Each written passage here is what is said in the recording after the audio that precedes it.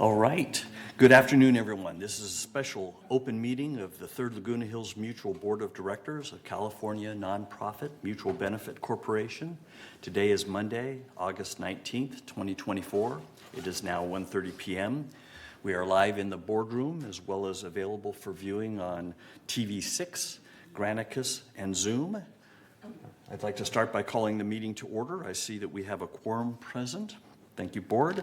The purpose of today's meeting is to review the proposed 2025 Third Mutual Business Plan, also known as the budget, and have the Board and staff and potentially members suggest any changes they think should be considered. I'd like to acknowledge any media that might be in attendance or listening in. And moving on to agenda item 4, can I get a motion to approve the agenda for today's meeting? SK moves, David seconds, thank you. Any suggested changes to today's agenda?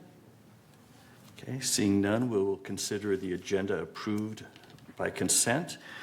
I have no chair remarks today. I'll save my comments and questions for the discussion of the business plan information. We're now moving on to agenda item 6, which is for open forum. At this time, members may address the Board of Directors regarding items within the jurisdiction of this Board of Directors and not on the agenda. The Board reserves the right to limit the total amount of time allotted to the open forum to 30 minutes. Each member is asked to speak for no more than 3 minutes. A member may speak only once during this forum, and speakers may not give their time to other people. And members who are not in the boardroom at this time can also share their comments by joining this meeting via Zoom or by emailing your comments to meeting@vmsinc.org to have your message read during this open forum should time permit. So, Karina, do we have any open forum speakers today? And not at this moment. Okay. That's a lot of words for not much. Okay, then no responses. So we're then now at agenda item 8, which is to review in some level of detail the proposed 2025 Third Mutual Business Plan. And at this point, I will turn the meeting over to Steve and his team. Fantastic. Thank you, President Laws, members of the board, and the audience. Thank you very much for your attendance and listening to our version 3 budget. So we'll go ahead and give sling over to slide number 2 of our presentation. We're going to go ahead and give as always, a quick history on our plan itself. So I won't go through all of the details. I'll kind of give you a slide number 2, please. There we go. Just an indication of where we stand today. You'll see over on the far right-hand side, this is for the third board, of course, and we are at the bottom right. We are under the televised business plan review here on August 19th. So after today, we will take any input that we receive from the board and consolidate it into a final draft that will get presented to the board on Tuesday, September 17th at 9:30 for a business plan adoption. So moving on, some of you have heard these examples before, but on slide number 3, some of the things that are impacting your 2025 budget is something that is affecting everyone, is starting off with inflation. Inflation has been going up and down over the past few years, as high as 8 to 10%. That is driving up a lot of your costs, and you'll see from the materials and supplies, inflation, labor and various other items are causing some increases. Likewise, utilities. Utilities continue to increase. When we start going through some of the details, Jose will be presenting the impacts that you're seeing with regards to electricity and water. Some of the other external forces that we have are workers' compensation insurance. I'm happy to say that our claims have not increased. However, like most insurances throughout the community, whether it's car, property, or here, workers' compensation, the insurance aspect itself is increasing. So you'll see that when we hit the compensation numbers. And lastly, union and non-union wage adjustments are also increasing as well and having an impact. So many of you are aware of the fact that minimum wage increased to $16, and then you're also seeing some of the food industry has raised their minimum wage to $20 an hour. Some of those entry-level positions are also some of the positions that we employ here, so we're competing with those labor markets. Now, on to some more of the details with your budget. Slide number 4, thank you. Overall, you can see on that top line in 2024, your total basic assessment was $587.60. Again, that is what you're paying on a monthly basis right now. The version 3 that we're presenting before you today is $616.98. It's an increase of $29.38, or a 5% increase. And then the listing that we have below, there's 6 items, and of those 6 items, they represent 87% of the total increase, that $29.38. I'll give you a quick overview going down this list. The removal of the damage restoration backlog revenue. As most of you are aware, in 2024, we added $2.2 million of revenue into your business plan. Again, that was for 2024. Now that work is going to be completed during the current year, you're not going to have a reoccurrence of those revenues. And absent that $2.2 million, that's going to naturally just increase the year 2025 assessments by $30.73. When we went over the 2024 budget, we let everyone know that it was going to be a one-time occurrence. And at that time, the board made a decision while it was a decrease in assessments, you offset that by an increase in the unappropriated expenditure fund, just to make certain that your assessment was leveling out at 5% per year. And then you're going to see that elimination of that exact same dollar amount at the bottom of this list, the elimination of the unappropriated expenditure fund. So offset, it's going up by about $5. You're also increasing your reserve fund contributions by $13.86, and that is consistent with the 30-year plan that we had presented in the previous year. Moving on down the list, the third item on the list is the addition of 2 cycles of shrub bed maintenance. That is $700,000 in 2025, the equivalent of $9.56. Utilities, as I mentioned before, some of the external forces that we're being faced with is rising utilities. In 2025, we are planning for a $604,000 increase, equates to $8.24 per meter per month. And then the last one is a reduction to the disaster fund contribution. So whereas in the previous years you had a significant contribution to the disaster fund, so we are lowering that down by $11.31. And the point of that is to make certain that your assessments year to year remain at a 5% increase. And again, I already mentioned the elimination of the unappropriated expenditure fund. So a total of those 6 items are $25.61. Once again, 87% of the $29.38 increase that you're being proposed with an increase for this year. And at this point, I will go ahead and turn it over to CEO Foster to my right. Thank you, Steve. Honorable members of the board, just to give you a quick overview of our process and what got us here today. Our budget development process is an iterative process. Between February and April, department directors and executive management reviewed budgeted staffing levels for 2018 to 2024, determining vacant positions that could be eliminated and reasonable 2025 staffing levels based on efficiencies and process adjustments and the inherent turnover in the current job market. Next slide, please. From that point on, in April, department directors input their line item budgets. In May, executive management reviewed those budgets, make recommended changes, and then conduct departmental budget reviews with the department heads. And that leads us to the June version 1 budget as a starting point. And then in July, we go through and develop version 2 of the budget, and this reduced the proposed operating budget by more than $500,000 and the non-operating budget by more than $300,000. And similarly in August, between version 2 and version 3, we again reduced the operating budget by more than $169,000 and the non-operating budget by about $740,000. And Jose will go through all the details now. Thank you. Perfect. Thank you so much. So today I wanted to talk to you. I'll be giving you a lot of details as far as how we got to where we are in the budget, also providing some explanations as far as budget over budget comparisons. But before we do so, I just kind of wanted to bring it back and let you know where we are, what has changed from the last time that we talked Again, this is version 3. So from version 2 to version 3, we did take a closer look at the budget and found out a couple of things, or included a couple of changes. One of them is going to be as far as taxes are concerned. We've been talking to you over and over again that your investments are making some money, and that portion of your money-making ventures is going to be taxable. That, however, we took a closer look, and the investments really are out of your reserves. So therefore, it's only appropriate that the taxes that we're earning on those investments also be paid from the reserves. So from version 2 to version 3, we did move $150,000 from operating, putting it into reserves to account for that.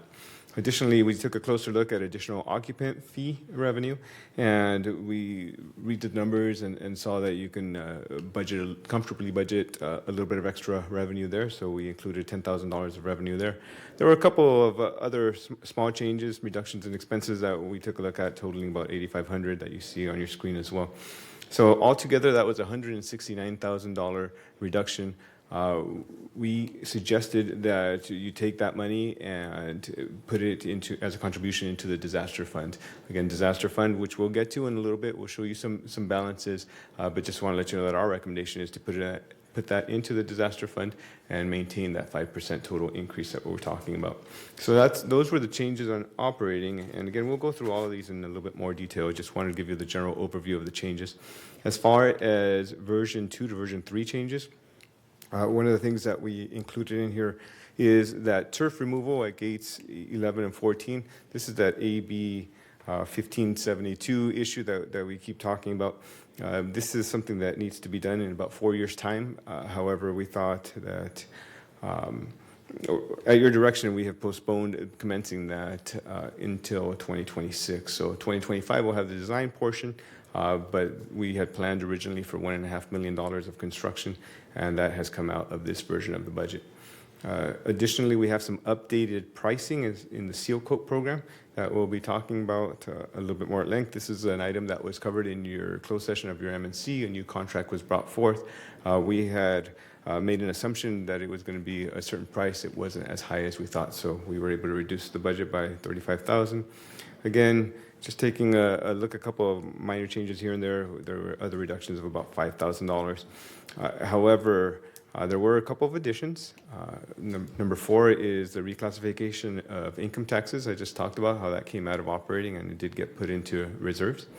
And also, there's additional funding, again, at your request, that we put in for pipe replacements to the tune of $500,000, just to make sure that we were going to be able to address any needs inside of your pipes and infrastructure and those kinds of things. So all in all, from version 2 to version 3, this is a decrease of $740,000.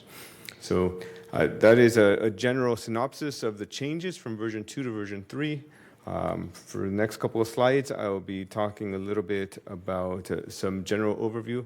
Then we'll go into each of the individual portions of the budget, and we'll pause at the end of each of those sections for any questions, if that's okay, Mr. President.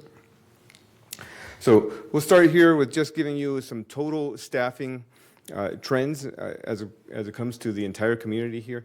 So you see that over the last few years, we've had some decreases, the biggest of which recently in 2023, we started accounting for a vacancy factor.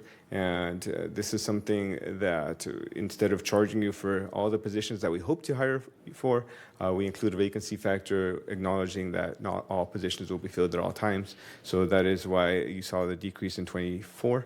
In 25, you see a further decrease, really having to do in GRF. They outsourced their golf maintenance, or at least plan to outsource their golf maintenance, and that drove down the staff count. But you can see that staffing is trending upward. Not necessarily that the dollars are going to match. A lot of that was outsourced.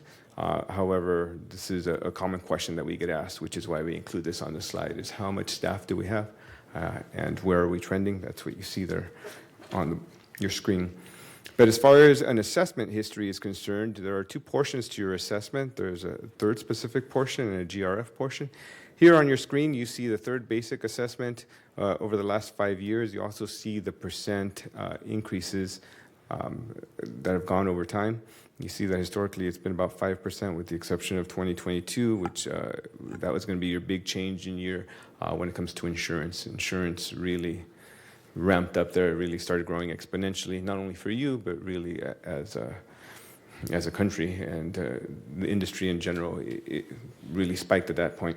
But anyway, you can see here that over the last couple of years, or 2024, you had a 5% increase. The proposed increase for 2025 is also 5%, going from $587.60 to $616.98. But as we were talking, it's not only the third portion, but members of third are also members of GRF. And here you see those same dollar amounts, but this time with the GRF portion included on there. So combined, we're looking at a 4.8% increase there, going from $815.82 to $855.17. I'll pause here for any questions, generally speaking, before we get into the details of the business plan. Go ahead. Okay, a quick question on, let's see, slide number 8. Yeah, item 4, reclassification of income taxes out of operating fund. Where did the taxes get reclassified to? Okay, Into the reserve fund. okay. Reserve and restricted. You do have a little bit of money that's invested for you in your disaster fund. Yeah. So, Yeah. Okay. Nope, go ahead, President.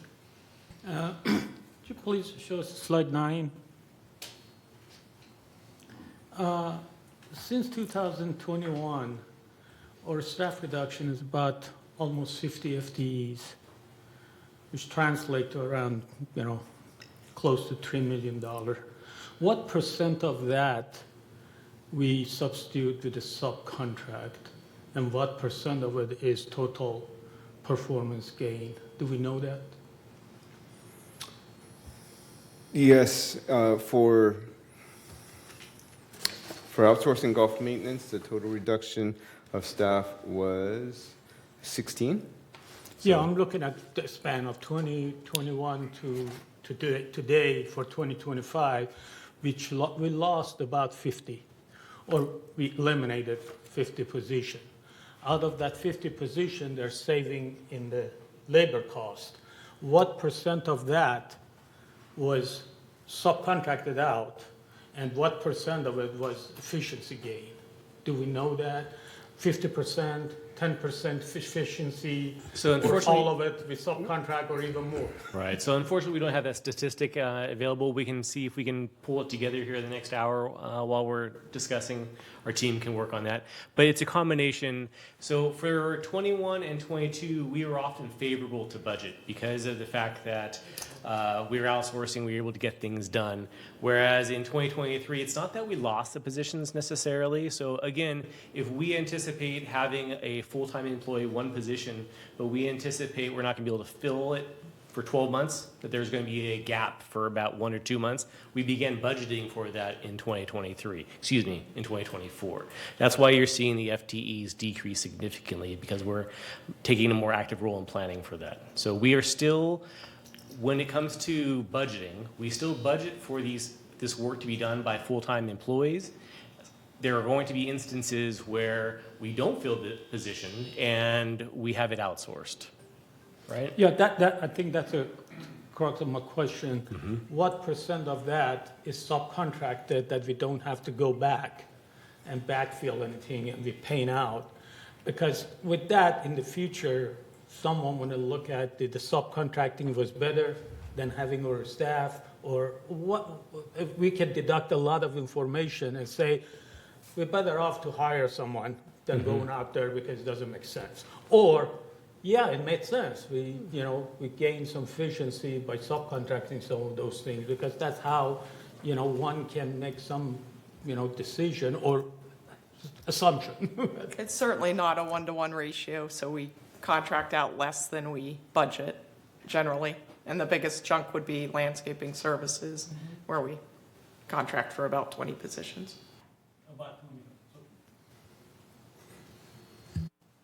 Go ahead, SK. Yeah, I do not understand clearly about this phenomenon going on here. From 2024 to 2025, we have about 18 people eliminated, right? Am I correct? Now, we have increased expenditure for outsourced contract out our work. And then yet, according to your presentation at first, the budget increase, increase is due to the compensation increase. That part and relate to this, I do not understand. So your question again is, Okay, 18 people, let's say $80,000 per one person. So that's quite a big chunk of money we save. Yet, and let me pause there, if I may. As far as the contracting is concerned, the majority of what we're talking about is golf maintenance. Golf maintenance is going to be outsourced. That means the work is still going to get done. It's just going to be done by outsourcing it.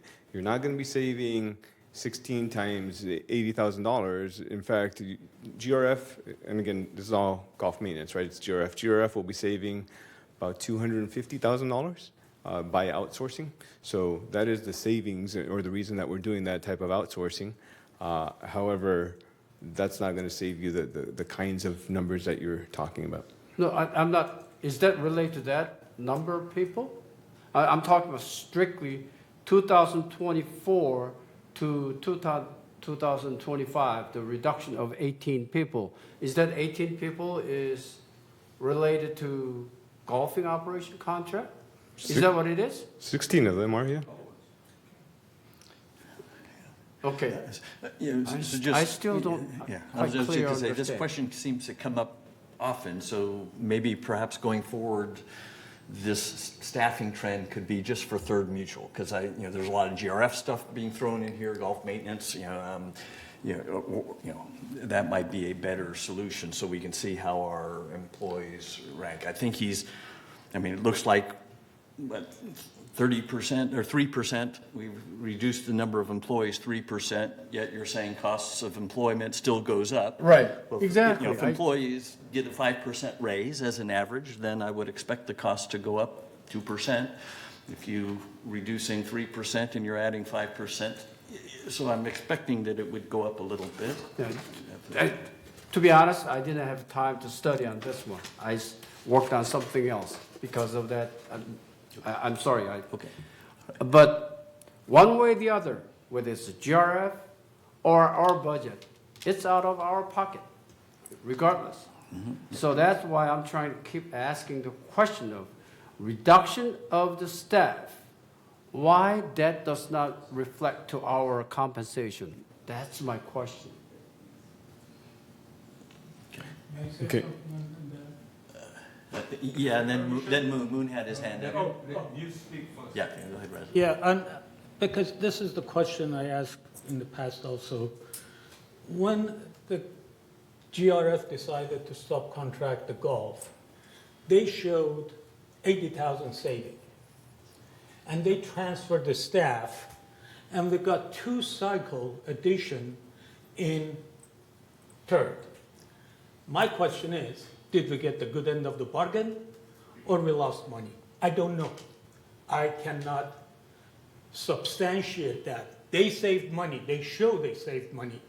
I don't know if we can, third can show with that, with the 2 cycle, we saved money or we could have subcontract and get better deal. I don't know that. But it's worth a question. That is a good question. We inherited some 20 people. Third was unaffected by GRF's decision. Well, we got the 23 people came in to do the 2 cycles. We paying for it. That's a I different. don't agree with that at all. That was a different decision that the board made. I understand, but that's related together. These questions relate together. That if they show saving, we got more staff to do 2 cycle. Did we get the better end of the bargain or not? Our decision impacts our finances. The third, because now we have people that are there doing the 2 additional cycle. I'm not, saying they're not, but I don't know it was a good deal for the third or not? Sure, and That's I- the question I'm asking. And I want to clarify for that again, GRF's decision to outsource maintenance, golf maintenance did not affect third. As far as the board decided to put in an additional 2 cycles, that is all outsourced. So you gave us a specific dollar amount, or Kurt let you know how much it was going to cost to do those additional 2 cycles, which was 700,000. 700,000. Thank you. So that is the option that the board chose to go with. But again, those 2 just are not related. Yeah, but in general, employees cost less than outsourced resources, correct? Yes. Okay, I mean, that's- Okay. in general, I mean, I try to agree with you. Moon, you had a question or comment? Okay, slide 4. We are giving up about 2.2 million not to collect to damage control. In essence, we are returning that money to the resident. In essence, okay, we may not be able to collect all of them, but we give up to collect so resident benefit, okay, whoever owes to us, okay. In essence, I want to bring that point to the resident. Second one is, second page, I'm a little bit ahead because it's the human resource expense we're talking about. We cannot control many other things. Inflation, we cannot control. And utility, we cannot control. The only thing I can see and everybody concerned is hopefully we can control human resource expense somehow, okay? So when you look at the slide 19, expense-related compensation, that means you include that in outsourcing, or this is just for our employee expense, related expense, like the retirement fund or health plan or something. What is it? Is it outsourcing expense included somewhere? So it's going to depend. So you are getting a little ahead, so Jose will probably go into more detail when we get to that slide. But for the most part, if we have a position that we do budget for it in employee compensation, if there's work that needs to be done and we can't hire that position, then of course we outsource it. Yeah. But again, everything that we intend on insourcing, doing it with our own internal people, it is budgeted for on that slide 19. Yeah. So my point is, when you say we're talking about employee compensation, did that include outsourcing expense as well, or that's separate, you are reporting separately? So I'll give you an example, and hopefully that'll explain it. So for instance, Siobhan mentioned earlier about landscaping. So there are certain instances where we are unable to hire the volume of people that we need to bring in-house as employees. So make up a number. We say 10 employees, we've been unable to fill those positions. We will outsource them, right, to get the job done. But from a budget perspective, we want it to be done by in-house staff. So we budget for those 10 people, in my example, as employee compensation. So it's not, there's no double dipping, it's budgeted for employee compensation. So it is included our employee compensation. Okay, thank you. That clarified. Okay, then I want to go back to slide, I think. Slide, let me see, my eyes. Okay, so we're currently on slide 10. Slide 9. Okay, great. Okay. Year 2021, we had about 728 employees. Now we have about 680 employees. That is about 7% decrease over the years. Mm-hmm. And then when you look at how much money we spend, year 2021, we were spending about 10 million, little over, including direct compensation or related compensation, you included that. And then year 2025, we are spending about 11.8 million plus. So that is about actually 17% increased. So in essence, your number of employees seems decreased 7% in that period of time. The money we spending to them, for them, increased to 17%. So we are not saving that much money. And we don't know. I raised that many times because the technology improved all that and our efficiency may be increased. So we can have less employee with a better job or same amount of work, we can do that. Hopefully we can maintain or at least we can contain that expenditure, but somehow we are not able to. Is there any idea you have or how can we do it? Sure. So the figures that I have, comparing 23 to 2024, I see it going up by 3.7% in terms of employee compensation. So yes, you see a dramatic decrease in terms of 734 full-time equivalent versus 697. But again, that is all three corporations. So GRF is going to account for quite a bit of this, and I acknowledge President Law's comment about maybe in the future we'll separate these to give thirds true impact of the decrease. But you also have to realize that we, during this time, you do have inflation, so the employees are getting between a 4% and 5% increase depending upon their performance for the year. So which is not as high as what you actually, the actuals are only 3.7% more, right? So, but despite that, we gave more increases than that 3.7. And there was also some other areas where we did an evaluation of employee compensation as well, because minimum wage had gone up, right, in about that time frame. We had to give some more than 5% increases because by law, we had to bring them up to minimum wage. So there's a lot of contributing factors that go into employee compensation, unfortunately. It's not always cut and dry by just looking at two numbers and comparing the two. Yeah, but one thing come to my mind, I don't know, this is basically out of management, and this goes to Sivan, but how you manage it, work needed to be done, how you allocate the people, how you manage it, and how you budget it, all that, that's out of management, Sivan. But we do a lot of we use a lot of consulting firm or consulting people coming here and they'll do this, do that, do that. The consulting fee, I don't know, we may be able to control somewhat.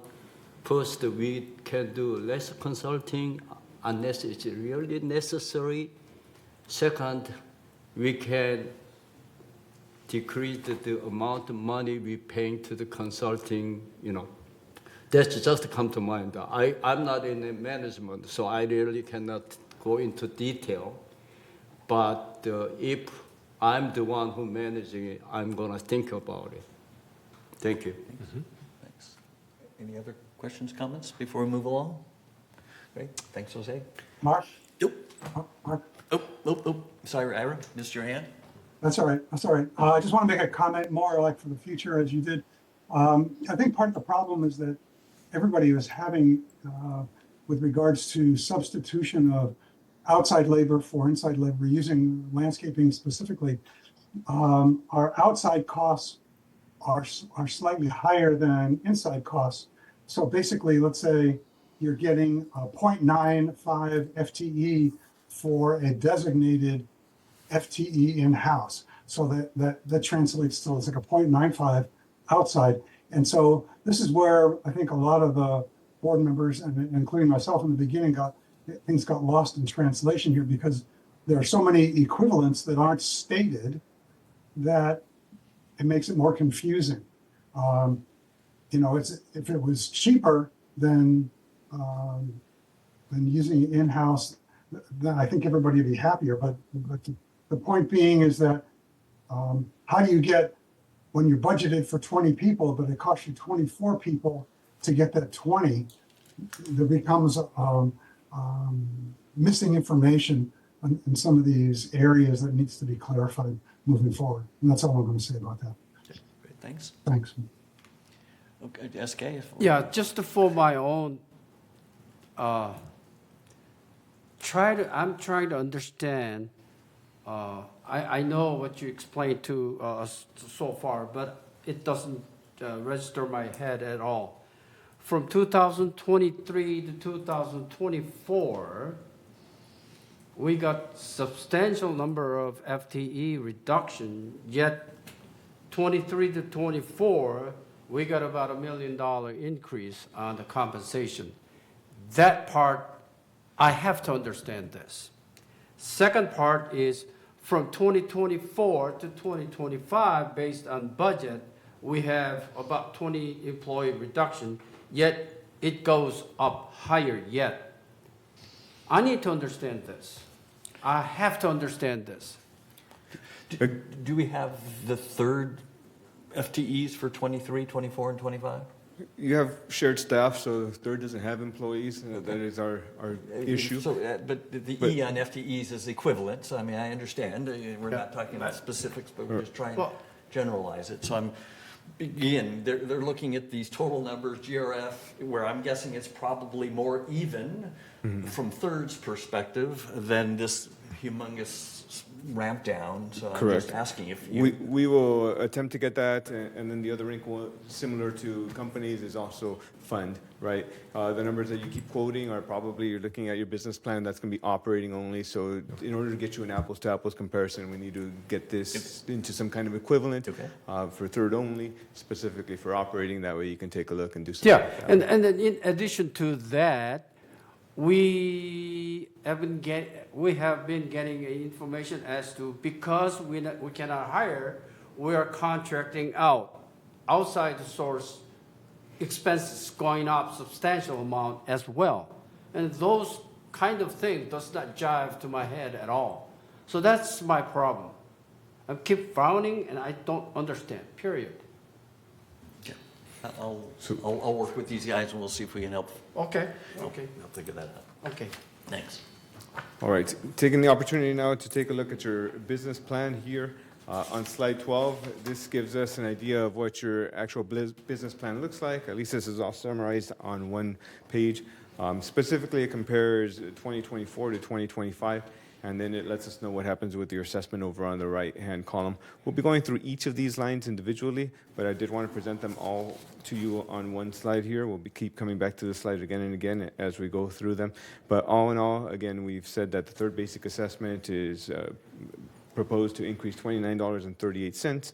GRF one was $9.97 for a grand total of $39.35 increase. And in addition to that, the third also has some surcharges. So this is going to be unique to units with elevators, also with those that have access to garden villa rec rooms. So elevator operating is going to increase $2.42, and garden villa rec room fund we just got a recent update here. I guess the rec room committee has met, and they have asked us to bring this back down to $6.50. So for version 4, the 2025 plan will be $6.50. There will be no change based on what's planned to be replaced inside of those rec rooms. But that didn't get to us in time for us to put it into this proposal, but that'll be in the next proposal. But coming back to this business plan that we were talking about, let's start by focusing on the non-assessment revenues. And again, this is an area that you're planning on taking in a lot less revenue in 2025. The total in 2024, you took the equivalent of, it's $4.47 million is what you took in revenue, plan to take in revenue for 2025. For 2024, that number is $1.2 million. Here we have a little bit of a bar chart, not a bar chart, a circle chart that tells you where that revenue comes from. The biggest portion of that revenue is going to be fees and charges for services. So chargeable services, 53% of that. You see leasing and laundry also being fairly big pieces of this. But we'll take a look at these same exact numbers on the next page.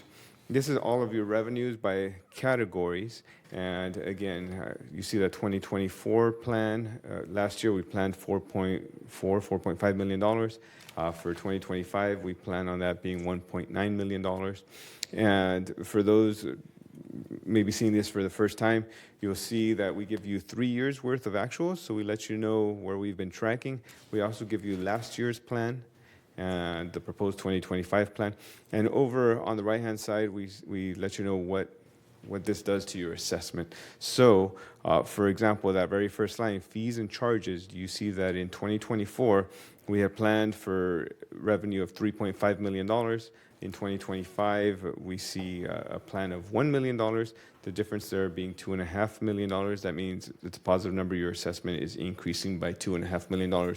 And again, the reason for that is going to be that in 2024, we had budgeted to take in revenue from the backlog. So there was a backlog. There was a certain number of cases that were pending. We will have addressed everything in 2024, so there will be no more cases for us to try to get more money out of. That's why in 2025 that revenue is not available, and that is the reason for that $2,500,000 increase, is that we will have fulfilled all of the backlog and there will be no more revenue available. As far as laundry is concerned, you see that number stayed constant at about $209,000, and that's just trending. That's a little 3-year average there of where you're trending. Miscellaneous here, you see slightly less revenue. I hate miscellaneous categories, right, because there's so much in there. But just to let you know, major items in here include lease processing, resale processing, late fees, and ultimately you have less revenue coming in from less additional occupancy fees. We had planned on a certain number, and we went through, and based on historical numbers, you're having less second occupant fees, additional occupants. So third isn't getting that revenue, so that's going to cost you $53,000 in revenue. So all in all, again, there's $2,553,000 less revenue planned for 2025 than there was in 2024. And happy to take questions on revenue. Okay, looks like Jim may have a question or comment. Yeah, I just wanted to clarify, we keep calling 2024 plan the $3.5 million as revenue. It's really reimbursement, because we've already spent all that money in 22 and 23 on paying for all the rehabilitation of the water damage. We're just trying to collect the money back.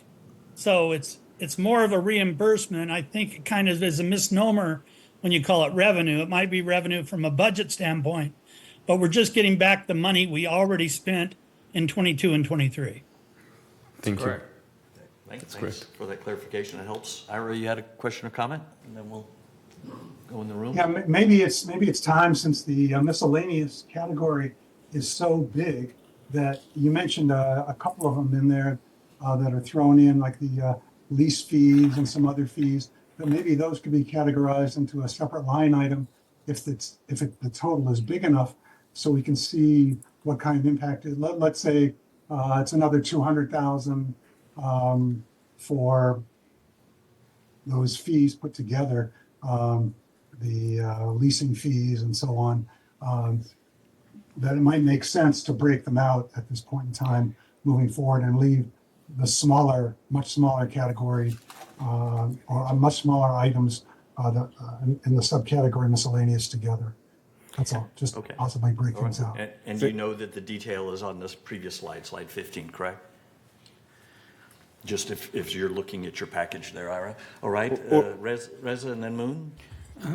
Yeah, back on 2024 plan, I think Jim said it, that we already spent money either in 2022 or 2023 for the damage restoration, because we spent it out of operation, right? We used the operation money.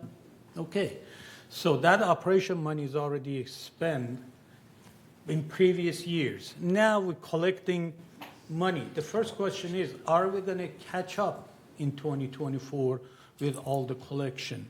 Or the $3 million that we put in there, that $2 million of it probably through damage restoration, are we recovering that? Or that's going to be pushed in 2025.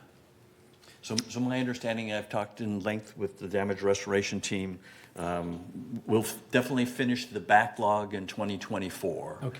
We may not recover quite as much as we had budgeted to recover, the That was my question. $2.25 million. What was the shortfall? Because whatever shortfall is, that's going to be impact on 2025, 2024. Because if we estimate a $2 million recovery, we only cover $1 million, then we have $1 million shortfall, That's right? Right. So we don't know that yet. Not quite. Not quite. Okay, it's not going to impact the next year by any means, the next year budget. Because those uncertainties, I don't know if it's going to translate to 2025 or not. That I don't know. Okay. I don't know if there's a The only way response. that it would impact 2025 is if you have a surplus deficit in 2024. That will be, a recommendation would come from staff to offset that against one of your contingency funds in 2025. So for instance, in 2024, we just had the board approved transferring $531,000 because there was a deficit in 2023. If we experience that again in 2024, a similar recommendation will come from staff to take that money, transfer that money, better said, from the unappropriated expenditure fund. So the impact would be on unappropriated funds. Correct. It'll go against your savings account if we overestimate. And the we don't revenue. know that till pretty much get to the latter part of the year, that what that would be. We correct? have some indicators that you're going to have some shortfalls in the current year, so we're not ready to present them here in this forum, but there probably will likely be a shortfall in Yeah. 2025. Well, for- I guess we don't know till each cases have been, judged and That's correct. decided whether it's paid or no pay. We wouldn't know that. Correct. Okay, thank you. Okay. Moon? Let me add that, but I have a different questions about that. Just come to. Okay, water damage, all that damage continued. It didn't stop when we forgive them. So the reason we didn't collect that was COVID. We didn't have enough employee to bill out. And so it has a backlog 2 or 3 years, and eventually 2-3 years is very hard to collect. We may have, let's say $1. If we bill $1, we can collect $1 in 1 month. But if 2-3 years later we send $1 bill, we may collect 50 cents. So it would be better to write off in a way, whatever, and that's what we decided, or somebody decided it was on the book. Okay, that's fine. But whatever going on now, okay, the damage control, we should send the bill as soon as possible. We should collect $1, expense $1. We should not take any loss at all. Okay, that is my point. My real question, I want to do that also, laundry. Are we making money or are we losing money? You were Laundry. losing. You have a laundry revenue about $200,000. Are we losing money or are we making money or even job? So third subsidizes some of the costs of the laundry. So making money, losing money, you're technically losing money. But said differently, again, third is paying for some of it, similar to other shared costs that you have in the community. Yeah, to my mind, okay, we bought the equipment, upfront cost, and then we maintain utility, okay, we pay for it, okay, and then we have to somebody send out to collect the coin. Okay, we spend a lot of money for laundry service. So to me, we may not be able to make money. Okay, it is fine when residents need laundry. So we do that as a laundry service, but we need to make it clear where we are. Are we losing money and give them service to the resident? Or at least are we making even, or are we making money? Okay, so let's say we use one employee or two employees to collect that coin, then as SK said, about 800 or 80 grand a year for the employee. If we use two employees, about 160, we already wiped out. Okay, so that's my question. If at least we don't want to use that and we want to have a credit card service instead of coin, then we don't have to send our people get the collected coin. Credit, whatever they put it in, it's gonna come to your office directly, right? So we need somehow looking into, somehow we have to make that even or better. I want you looking into it. I did send all the board member how to use a credit card. There was a service available. Thank you. Yeah, and that is being looked at by Steve and Carlos. Credit card sounds good, just make it happen, but there's expenses to make that happen. So they're doing an analysis to try to understand how much all of this currently costs, what are some of the options are, how much those cost, and they'll bring that hopefully back to the board soon to help make the decision as to how to go forward. And again, as part of that decision is whether we want to make money potentially or break even versus lose money, and whether in order to not lose money that requires a increase in the fees to do laundry. We may not want to do that. So those are things that the board will have to make a decision on hopefully within the next few months. Laundry service is a real essential service, more than golfing, more than swimming. It's a real essential service. Mm-hmm. Somehow we have to provide, even if we eat up all the expense. So, but somehow the art of management, you have to make as little impact as possible. Okay, SK? Yeah. In addition to that, would it be possible we can come up with what the shared cost of the laundry system that we have or not? Is data available? So yes, it's available, and that's the analysis that President Laws was just referring to. Oh, so okay. yes, we know the numbers, but we are going to be presenting it in a short time frame. So we're looking at scheduling the meetings in the very near future. Okay, and a quick question. Miscellaneous is now close to coming down to is a 2/3 of the $1 million. So what are those? So thank you. Actually, I was going to address that. Ira talked a little bit about that. And just so you know, everything that you're taking a look at on your screen right now is in summary. We've also given you a lot more detail in your actual agenda. And if I can turn you to page 6 of your agenda, 6 of 49, I'll put it up here on the screen. So on the slide here, we just listed that $692,000. But here on your screen, under miscellaneous, it'll give you all, I don't know, a dozen accounts or so that adds up to that $691,000. It's got additional occupants in there. It's got transfer fees. It's got quite a bit of it. But the big change, again, comes from the additional occupant fee. As we took a look at that, saw that additional occupant fee is hovering right around $50,000 historically, and that's what we reverted it back to. So that's going to be the biggest change from last year to next. But just to let you know, everything that we're talking about, it has plenty of detail in the agenda that was distributed last week. Here in this meeting, we're going to talk about things at a more high level.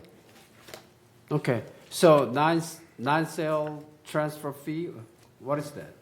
It's a transfer fee that Third collects. You can see it's a relatively small dollar amount. We budgeted $3,000 for total. Is that from sales of the home or what? It's a non-sale, so if you're transferring from one ownership to another, we have to take a little bit of a fee to do all the paperwork. Processing fee? It's a processing fee. Oh, I see. Well, it's a separate question, but we are not getting from resale fee, $7,500. No. That's Correct. for the GRF. I know that. That's so true. we're getting zero out of that, right? That's correct. Okay. Is it based on rules and regulation we have, or what's based on that? It's separate, but I'm questioning because I had a lot of question about that. If you're referring to the transfer fee, Yes. $7,500, so it's specific to- $7,500. It's specific to GRF, so they grandfathered, so California law, Davis Sterling, if you're familiar, has a specific provision within civil code stating that you are not able to charge a transfer fee at the time of sale. However, GRF was already charging this fee before the law came into existence, and therefore they grandfathered into it. So there's been some legal analysis to determine whether or not other mutuals can qualify to charge that, and at the moment, the analysis has said that, or the opinions have been that no, you're not. So we will not be able to tap in at all then? A third mutual won't, but our members will because it goes to GRF and they pay a GRF monthly Yes. assessment, and hopefully as a result of GRF getting that additional fee, their monthly assessments don't raise as high or that kind of thing. The reason I'm bringing that up is this. According to 2024 budget, United is about 34%, 35%, third 34%, and the GRF is 69%. I believe it is because of That's those a lot kind of of money percent. goes to GRF directly. Why are we not getting it? Because we are the people who actually making it happen. Why are we not getting some tap in that money so that we can get the reserve fund increase? So it's a Thank state, you. it's a state law that Yeah. effectively down to state. SK, if you'd like, we can talk about that offline. Yeah, I know, but I want to say it publicly so that everybody understands that. If we need to change the rules and regulations, let's do it. Thank you. All right, let's try it first. Any other questions, comments before we let Jose move on? Go ahead, Jose. All right. So that was covering revenue. Now let's move on to the expense portion of your budget here. And again, to put things in perspective, the 2024 plan, you see that as far as expenses were concerned, that's $435.18 per man per month. In 25, that went up to $452,000 per month. So said another way, the 2024 expenses were $32.2 million. The 25 expenses are $33.5 million. So there's a difference of $1.3 million there. A total of a 4% increase year over year as far as expenses are concerned. We'll talk about each of them individually, but wanted again to provide you this pie chart to let you know that the majority of your expenses are going to be revolving around employee compensation, insurance, and utilities. So I like to provide this graphic so we can see the magnitude, right? We'll certainly answer all your questions, but hopefully we'll be focusing on some of the bigger magnitude issues. And of course, the biggest of those is going to be employee compensation. So this is the topic that we keep coming back to, right? So here you can see from 2024 to 2025, it's essentially there's no change. There's a 0.2% increase here. So you're going to ask me what happened? Is no one going to get raises? Of course, people are going to get raises. There's planned wage adjustments, but they're offset by, as we keep talking about this backlog, as we were processing the backlog, in addition to that, we brought temp help on. We brought temp help on to help us process all of that backlog information. As we told you, that backlog in 2025 will be done. So you saw a little bit of a savings here in employee compensation because we won't need those temp staff to help us process those things. Additionally, the increase is offset by union wages in landscape as a result of a planned reduction in the irrigation budget. So at your direction, we reduced the irrigation budget, so you saw a lot of the expense come out of this line here. And also some of the nursery operations were moved from operating to reserve. So again, these on your screen that you see here are going to be operations. Again, not really a change from from 2025 to 2024 because of less temp help and some movements in landscape, reduction in irrigation, and also moving to nursery. Line number 2 there, expenses unrelated. Same thing here. You'll see this one's a little bit of a higher percentage, 1.5%. Same reasons, but this one increased a little bit more because of the workers' comp. This is one of the things that Steve talked about at the beginning. Workers' compensation rates have gone higher. It's not that we're having any additional instances of workers' compensation being used. However, it's another insurance, and unfortunately insurances have continued to balloon upwards. So those are the reasonings here for your changes in employee compensation. Moving on to materials and supplies. Materials and supplies had a small increase of 1.6% or $14,000 due to increases in material costs really throughout all departments. I do want you to know there isn't a set inflation rate that we use. We ask the departments in those specific areas because not all materials are increasing at the same rate. So I know that petroleum-based materials are typically a lot higher. Not so pertinent for third, some of the other mutuals, but appliances were also pretty high. But altogether, your materials and supplies have increased $14,000 or 1.6%. Which is pretty reasonable. As far as utilities are concerned, there's not much of a change in electricity, a 2.7% increase or $12,000, and that's due to more usage based on recent trends. So we take your current usage, we talk to Edison and find out what's going to go on. They have recently come out and said that they anticipate that their rates will stay steady into 2025, which is a good thing. That's one of the reasons that you don't see a big increase here. But they're holding steady at about 29.5 cents per kilowatt hour is what you're ending up paying. Water and sewer, unfortunately, I don't have that kind of news for you. Both water and sewer have increased fairly substantially, having to do with new rates. Otoro Water District in July puts out the rates for the following year. And just like us, they have operating and fixed costs. And those sewer costs, they have passed on. The sewer costs themselves have increased 14%. So you see a big increase here for us. As far as water is concerned, same idea. Their fixed costs went up by 8%. Their fixed costs went up 15%. Their variable costs went 8%. So we see it in everything that we do here, but altogether those go up about $175,000 each for water and sewer. Some pretty big increases there coming to third, unfortunately. As well as trash, as you know, the Laguna Woods is entered into a franchise agreement.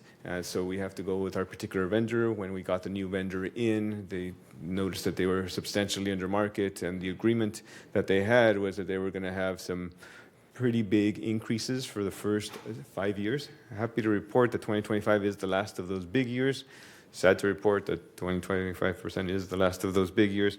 For third, the increase is 17% as stipulated in that contract that was signed, 17% for 2025. Moving on to the next section here, which is legal fees. The legal fees are trending upward. You see an increase there from $300,000 to $392,000, an increase of $92,000 or 31%. And that's based on recent trends of resident-related legal issues. And again, these are going to be the stuff that third pays for directly. Meaning having to do with resident issues here. Professional fees here have increased $14,000, and that is almost exclusively due to the on-site contracted reserve study. So we use a contracted reserve specialist to come on-site to help us put together a reserve study. They take a look at all of your assets. Per Davis Sterling, they have to physically evaluate these assets at least once every 3 years. 2025 is that year, so they charge us a little bit more as they take more time to actually come on site and view these things. The other 2 years are substantially lower, so I get to enjoy those, but 2025 again is that year. Equipment rental, a little bit of a smaller dollar amount there, and this is a contingency that we have for man lift and storage containers and other equipment that's primarily used in carpentry there, $9,000 for third. And the question we had a little bit earlier is, hey, where is all of this contractor or outside services? We do house it here in this line called outside services. You can see that this is a pretty significant line at $2.3 million. There's a big increase here of 956,000 or 71%. And it's really due to two things. One is going to be the landscape. As we talked about, we're increasing 2 cycles for shrub bed maintenance. We're going from 4 to 6. That alone is going to cost an additional $700,000. Again, this is outside service. This is all outsourced. And the other big deal here is going to be fumigations. So fumigations in 2024, we had scheduled 53 buildings in third to be fumigated. In 2025, we've scheduled 107. So that was an increase of $278,000. So between landscape 700 and fumigations 278, that's the majority of your increase there as far as outside services are concerned. Repair and maintenance, this is essentially your elevator contract. Your elevator is contractually going up about 9% there. As you can see, $54,000. I will say that this is, what's it called? Not everyone pays it, but man, I forgot my terms here. My apologies. Surcharge. This is a surcharge only to those areas with an elevator. So this isn't something that's shared by the community. Nevertheless, again, it's a big increase of $54,000 for those that do participate in the elevators. The next section here is other operating expense. Other operating expense, again, has a lot of line items in it. You can take a look at it in your agendas, but I'll go over them quickly. They have uniforms and postage and training and education and some other of the big line items that are here. A relatively small change of $9,000 here, and that is going to be almost entirely in training and education as your landscape folk are getting a lot better training. They're having their tailgate trainings, as they're called, and better tracking of that training. So pretty good investment of your money there, an increase of $9,000. Income tax is shown here, but as we talked about, that was moved to reserve, so that's 0 on both 24 and 25. Insurance. So some happy news, of course, to report is that insurance here, you see a grand total decrease of $535,000. This is made up primarily of 2 items. One is going to be property insurance. Property insurance decreased by $700,000 as you are now sharing a policy with United. And so that is a good thing that everyone participates in, $700,000 savings. And the bad side to that is hazard and liability has continued to increase. That is increasing by $165,000. And that is what we're anticipating the premium for hazard and liability to increase the next time it comes up. We also have uncollectible accounts here for $120,000. You see, we anticipate that's going upwards a little bit as you're experiencing a lot more matters, not a lot more, but some more matters with longer term delinquent fees. And additionally, we're also going to be running into some of the stuff that you had from damage restoration, your backlog, if you will. This is when we're going to start to see them more in 2026, those that may not end up paying. So we ended up putting that in here, so a little bit of an increase in uncollectible accounts. And the last item here is cost allocations, and this is going to be your allocated costs coming over from HR, IT, vehicle maintenance, all those items that don't have a direct impact, but that we do consider interdepartmental allocations.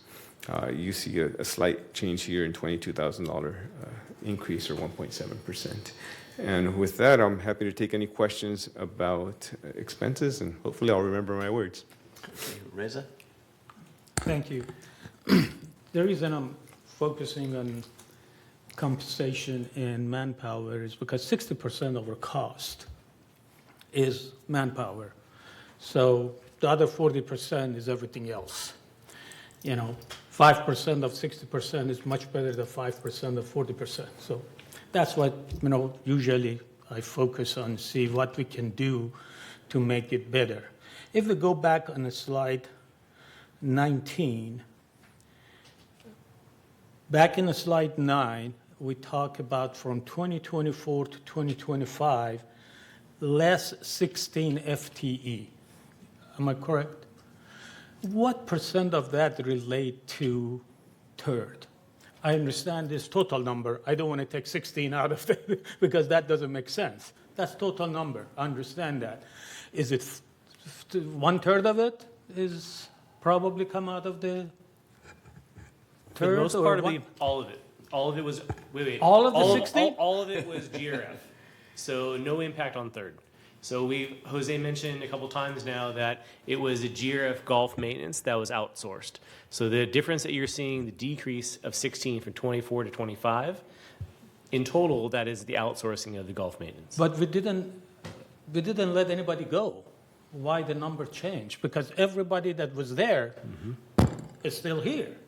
We just subcontract that work. People are here, right? Or we let some people go? No. Let some contractors go, perhaps. Possibly, you're right. So, but for the most part, from an employee perspective, so our employee headcount has gone down that we showed Yeah, on. that's what slide I'm number- asking. The 16 head counts is all GRF, you're telling us, and it's all related to the golf course? Those decreases, yes. What happened people were doing the golf course? Where did they go? So we took some of the difficulties that we are having filling other landscape positions within the golf area. We moved them from the golf maintenance over to other areas within GRF. Okay, so we didn't let anybody go. No. So from 2024 to 2025, there is no change in the staff headcounts. Yes, there is, because you're. I'm trying to Okay, understand. so assume you have 20 vacancies currently in landscaping. You have 16 employees from golf maintenance, so that's 36 employees. You're going to move those 16 over to landscape. You're reducing. Okay, so in 2024, we had 600, The answer was vacancies.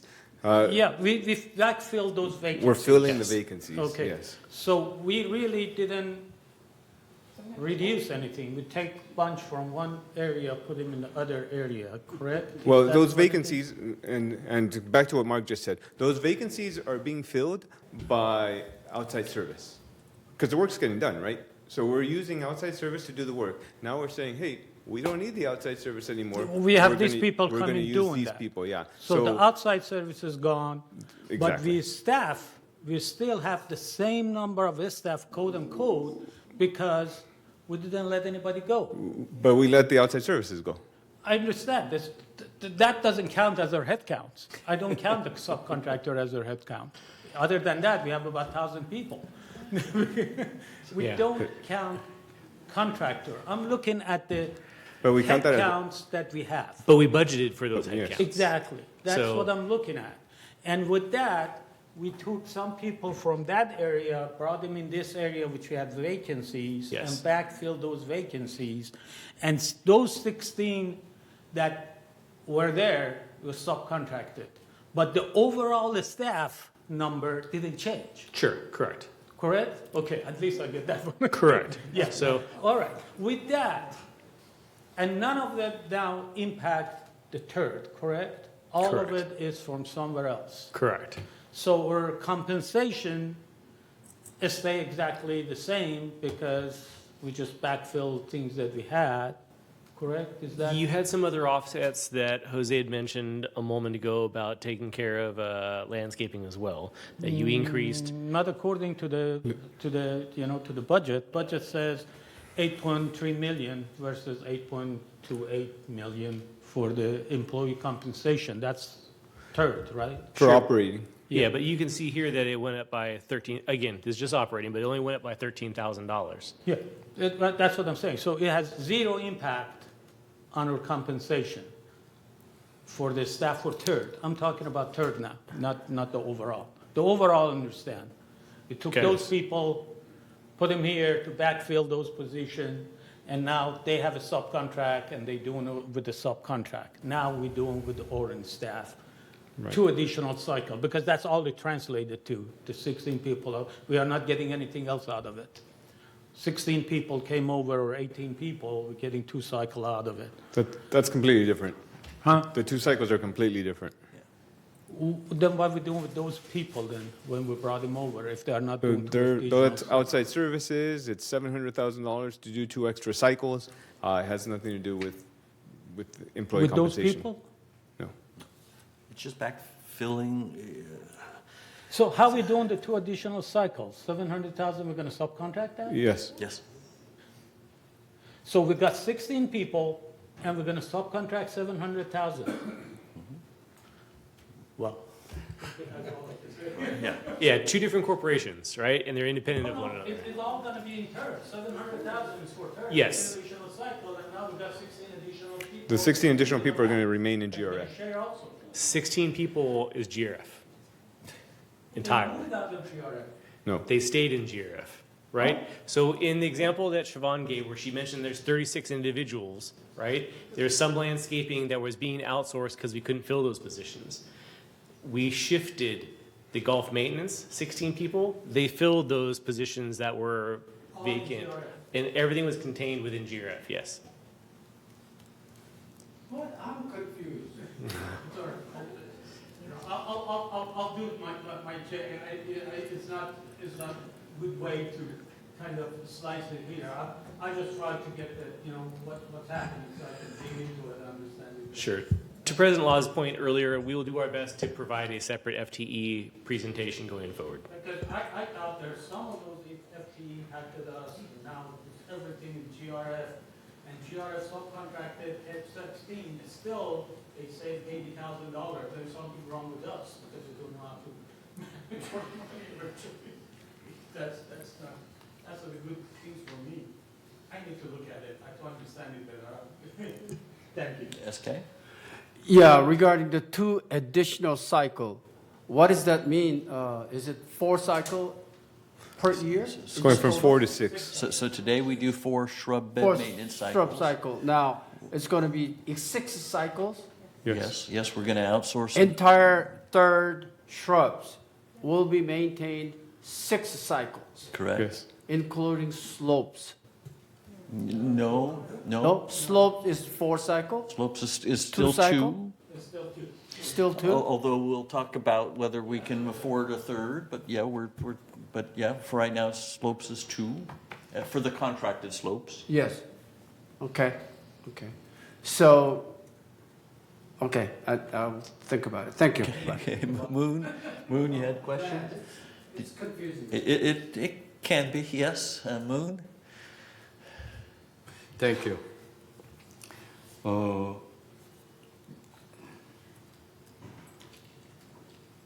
Can you look at the slide 18?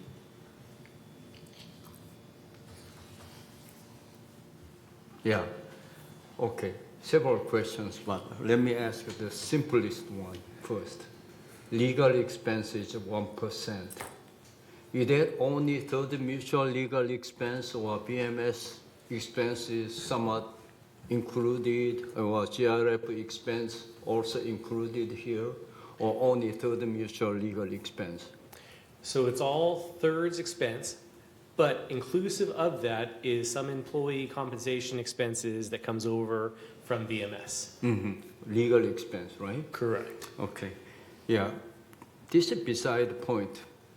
I took a third mutual to the small claims court for about $6,000. My damage of, and then I found out later on this meeting in closed section, so I cannot say all the numbers, but my case, small claim court usually don't have any lawyers involved, but somehow third mutual give my case to the lawyer. Lawyer charged much more than what I was asking for. So maybe that's what legal expense, I don't know how we, third mutual, decided to report to the legal counsel. Okay, that's my question. Second one is to follow up the raises, employee compensation or human resource compensation. Okay, this portion is really discussed because this is the only part we think we can somehow put the hand on. Okay, when you look at the employee compensation is 35%, and then outsource outside sourcing is about 7%. So that all comes 42%. So this is the service, corporation. We are doing service. So, manpower or human resource, the expense is higher than any other material or that. But, we have to understand at least we are spending pretty close to half of our income to the human resource right now. Okay, somehow, hopefully we can decrease that. Okay, then page, let's say, slide 27, 28, or slide 27. Sorry, we're not We there haven't yet. got there yet. Oh, we are not on that? No. Okay, sorry. I was well ahead. So I will come back to slide number 19. I agree with you. These are the ones that we want to give the most time and attention to as far as compensation is concerned. And I will remind us again that all in all, out of this $8.5 million expense, this has increased by $66,000, a pretty small percentage. We've talked about all the different reasons why. When we go over to outside services did increase by $950,000.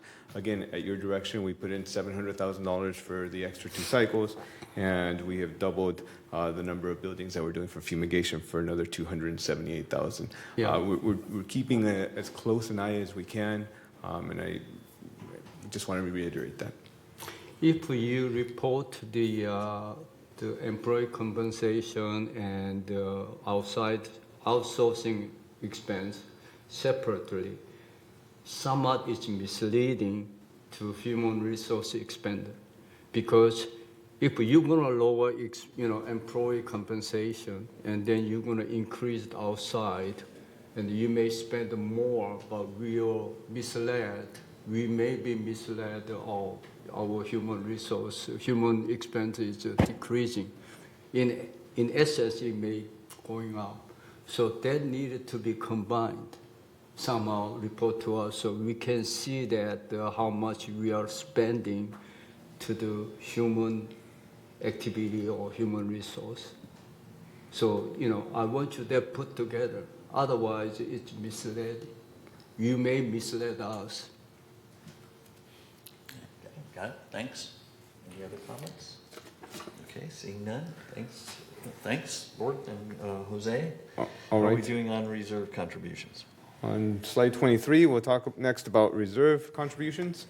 And reserve contributions, we project to go up $13.86 per matter per month. And we'll show you a little bit of detail on this, just so we are talking all the same language. When we talk about reserve contributions, Third uses 3 of them, which are the replacement fund, elevator, and laundry. You can see all the different contributions that are on these, but I guess what it really comes down to is going to be as far as your reserve study is concerned. Here's the summary page of your reserve study. It lets us know that we're projecting to start 2025 with about $23 million in your reserve funds. The fully funded reserve balance, this is what they are anticipating that you should have in the bank in order to take care of all of your needs, is $86 million. That puts you at 26.6% funded. I will say that down on the bottom here, you see a little measurement, a little ruler by which associations are measured. And this is supposed to give us an idea of how likely there is for a special assessment. You see that you're just a little bit below the medium level, which is what we try to shoot for. I will say that this is the same measurement that is used for all homeowners associations, whether they be large or small. I will tell you that the majority of homeowners associations don't have $23 million at their disposal.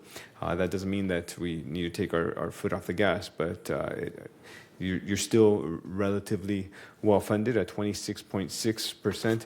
I want to also show you what the 30-year looks like. And this is what has been projected for you over the next 30 years. And I want to take a moment and just kind of explain here what's going on. So here you see all 30 years listed on the left-hand side there. Towards the middle there, you see the percent funded, the one next to the color. you'll see that for the next little bit, we do anticipate your reserves starting to dip down a little ways. And the majority of this is going to be because of how much we're projecting in expenses. And all the way on the far right, you see reserve expenses. This is what we're projecting to use up each and every one of those years. And the big deal here that has changed recently is going to be the inclusion of the prior to paint landscape. And just to remind you, that program is anticipated to run you about $40 million over the next 15 years. Obviously, that's a pretty significant expense. It's going to go on for the next 15 years, again, $40 million. And what that means is there in the middle, you see some of the percentages. We anticipate, in order for you to meet all your obligations, that for the next 5 or so years, we do anticipate recommending a contribution of a 15% increase to these funds. And that's what's going to be required in order for you to be able to fund all of your programs. But again, the biggest recent addition has been that $40 million prior to paint landscape program. You'll see that once we get out of the next 5 years, then the contributions revert back to a little bit more manageable, 1% per year thereafter. Again, this is something that is required by boards to approve a 30-year plan in concept. Of course, you approve specific expenditures for the next year's plan, which we've already gone over, all the different expenditures in that plan. But I wanted to give you an idea of what your long-term outlook is for this plan. So you're where you need to be, but with the caveat of letting you know for the next several years, it's going to be probably relatively big increases, all things being equal, no policy changes. We don't know what kind of AB 1572 regulations that we might get. That was another big one that's affecting you depending on how much turf you may have.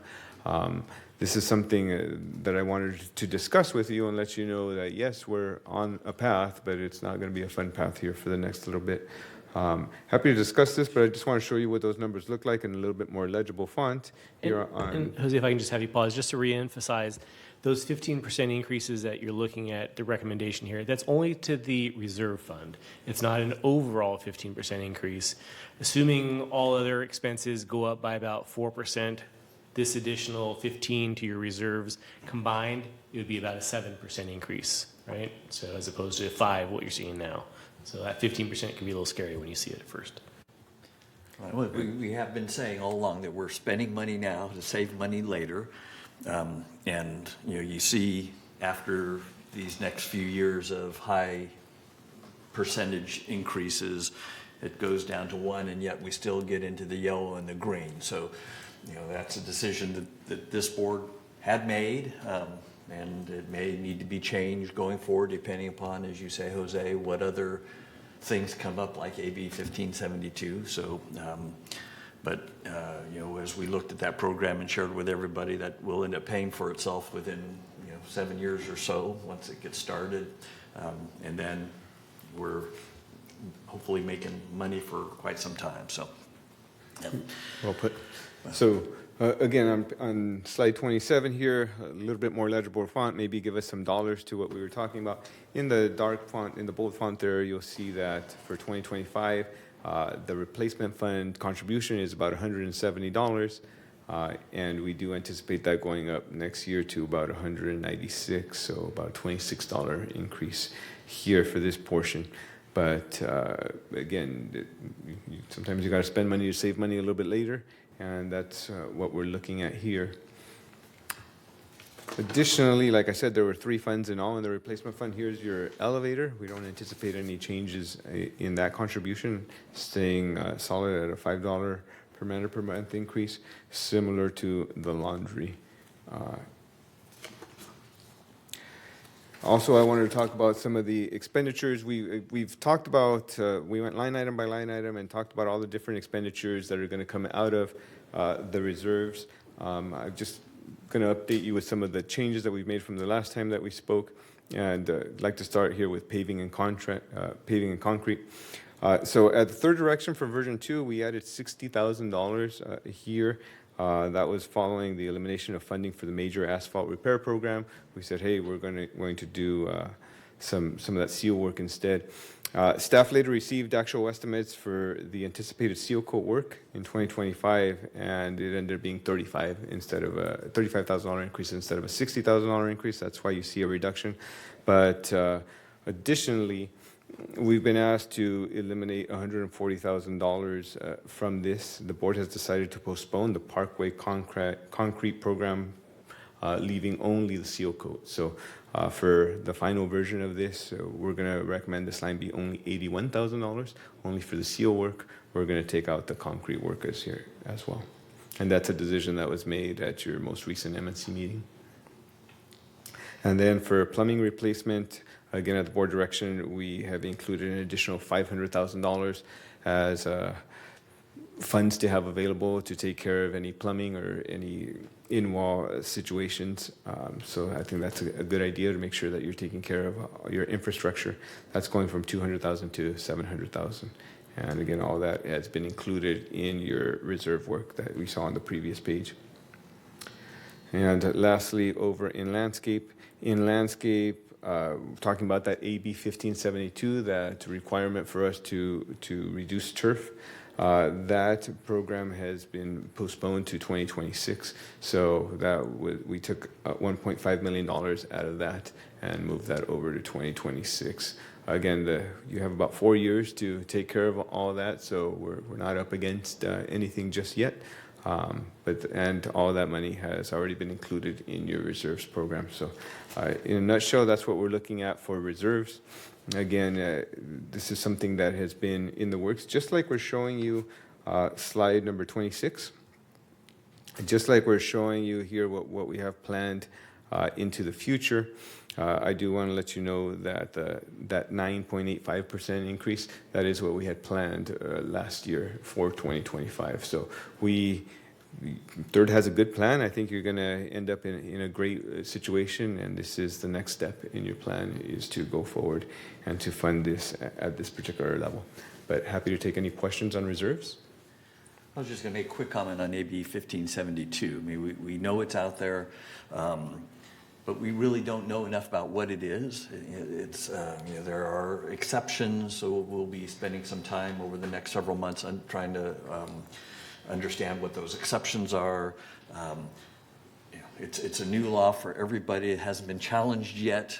It's got to be expensive for not just Laguna Woods Village, but many other HOAs. So we're hoping for some challenges and some potential delays, although we don't know. But it's just new enough that we were struggling to put $1.5 million into something that we really weren't sure about. So there will be work on turf reduction continuing is the expectation, maybe just not quite as aggressive as what was originally planned. But we do want Kurt and his team to continue planning it, thinking through all the issues that might come up, so that once we do start it, if we do have to start it, it's very clean, very well run, efficient, effective, that kind of thing. So I just wanted to make that comment. David. Okay, we've got slide 26 up. As treasurer, I need to be very conservative. I am concerned about the number of red years that we have. And I'm concerned particularly about the 15% increases to the reserves that we're going to make for the next 5 years or so in order to fund PTP. Now, here's my question. We're spending money to save money. I've got a pretty good idea of how much we're spending. Do we have a good idea of how much it's going to save us? Yes. As treasurer, what I would like to see is a net present value analysis of the PTP program.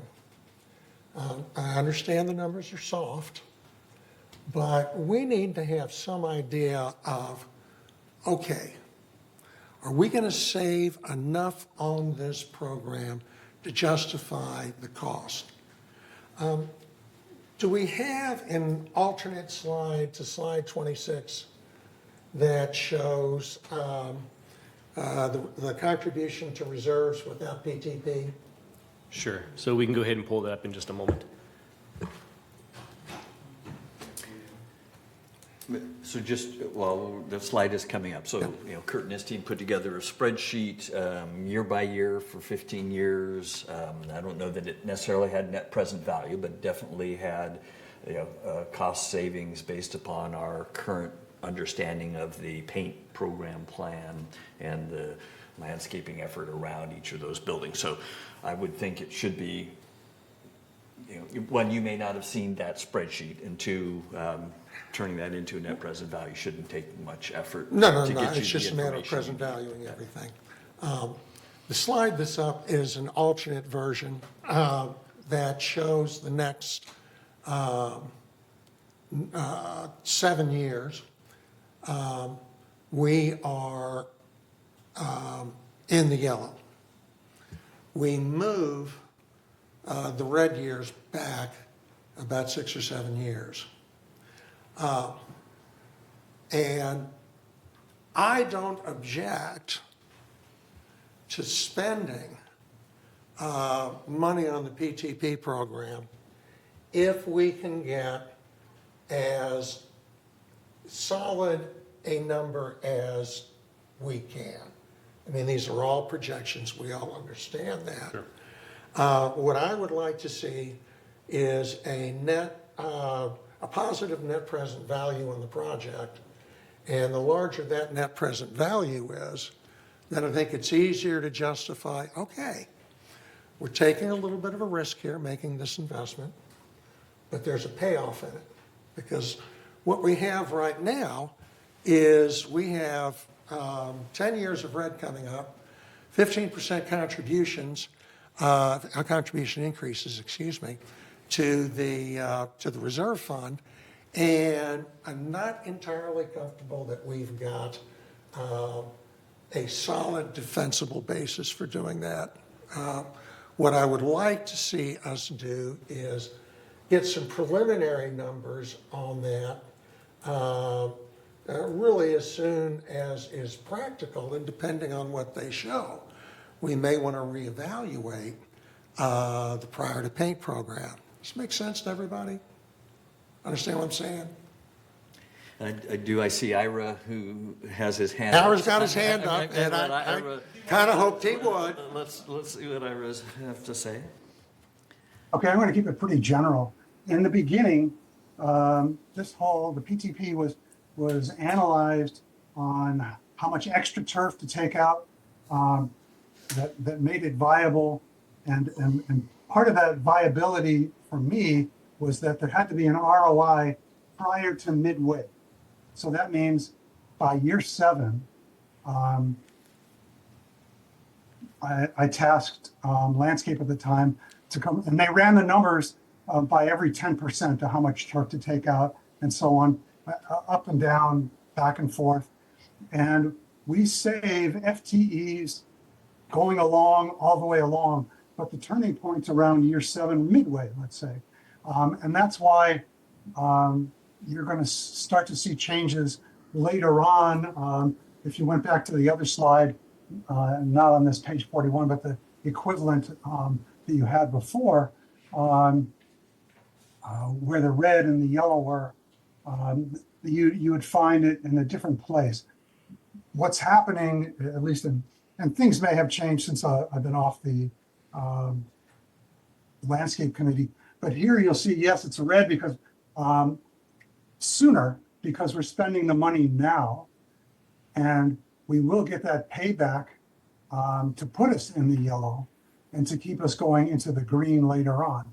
So you dabble, instead of being yellow, red, yellow as in the other, you're red, yellow, and then green. So you're constantly moving in my opinion, in the correct direction by spending money in the right place to help save money in the long term. And this is a long-term savings, because when it is done, there's not just the savings you had along the way, but there's permanent savings from the entire village that we will be saving, as we won't have to go through basically the reconstruction in the same manner that we did before, it'll be a lot more savings. And yes, it is down the road. But with that said, all the numbers that we have going into this that were put together to see whether if this would work or not from a financial point of view, all say yes all the way around. And that's all I'm going to say. Okay. And I guess really what David is asking for is just some deeper analysis so that he can look at it. Then he'll share his comments with the board, and the board can discuss it, I'm sure, before September 17th. So that we can, and we do unfortunately need to keep AB 1572 in the back of our minds, because if, all of our hopes that maybe it's not that big a deal don't come true, and it is, that's another $10 or so million of work that needs to be done sooner rather than later. So we have to keep our options open.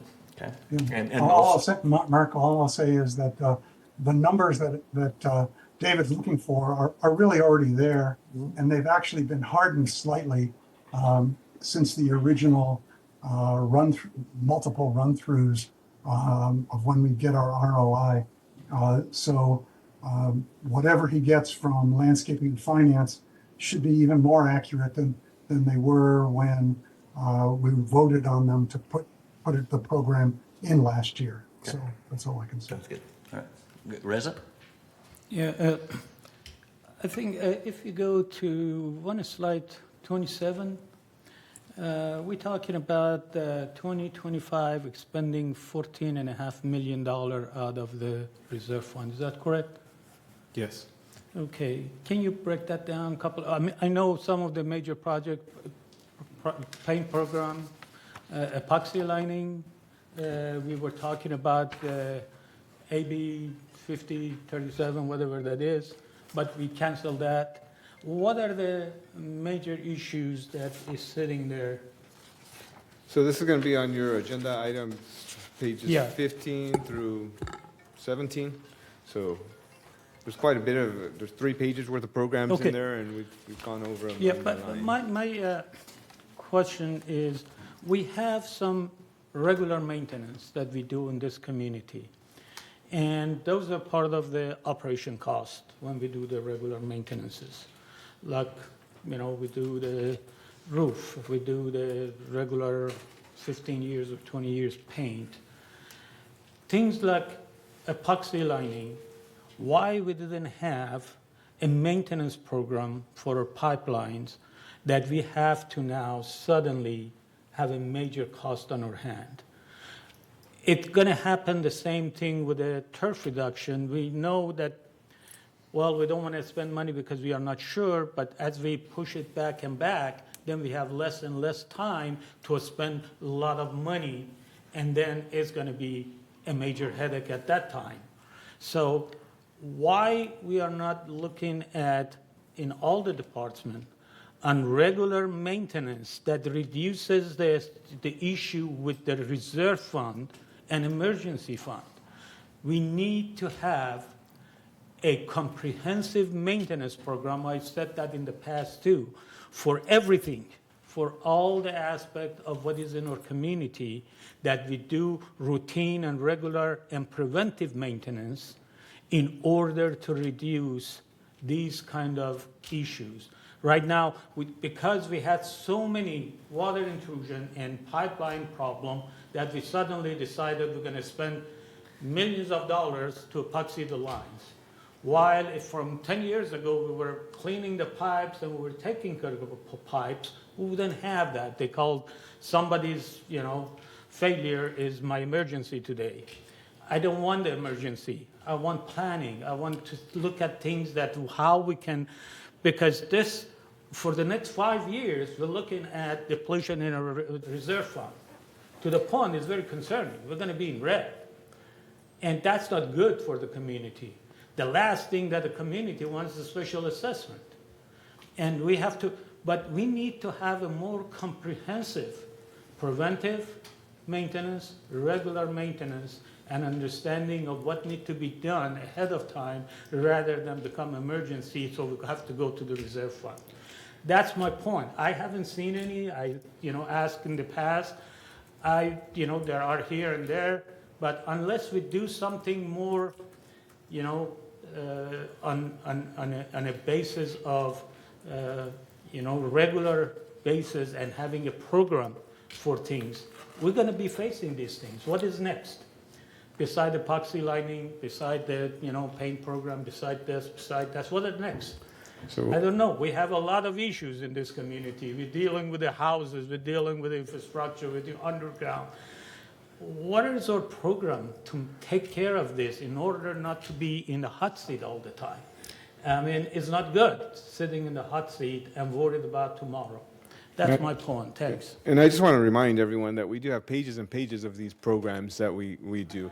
I mean, we have everything from, prior to paint, where we're going through and making sure that there's no rot. We have slurry seal. All those are in anticipation to save money later. You spend a little bit of money slurry sealing, and then you don't have to replace the concrete as often. But at the end of the day, our community is 60 years old. Yeah, I understand, but our unfortunately. pipe hasn't been cleaned for 60 years. Suddenly we realize, whoops, we have to do epoxy lining. All these lines are going to take 100 years to do that. And everyone jumping up and down, how the hell we're going to do that? I call it lack of planning. That's what I call it. Hopefully, in your current role in Landscape Committee, M&C Committee, you can continue to keep fighting for these things and hopefully help turn some of these things around. Moon? Thank you.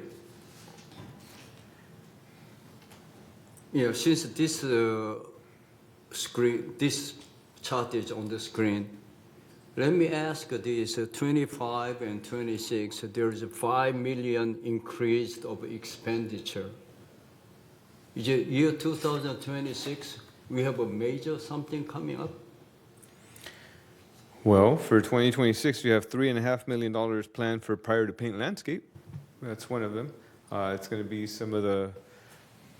That's what I have immediately here in front of me. We can probably find some more.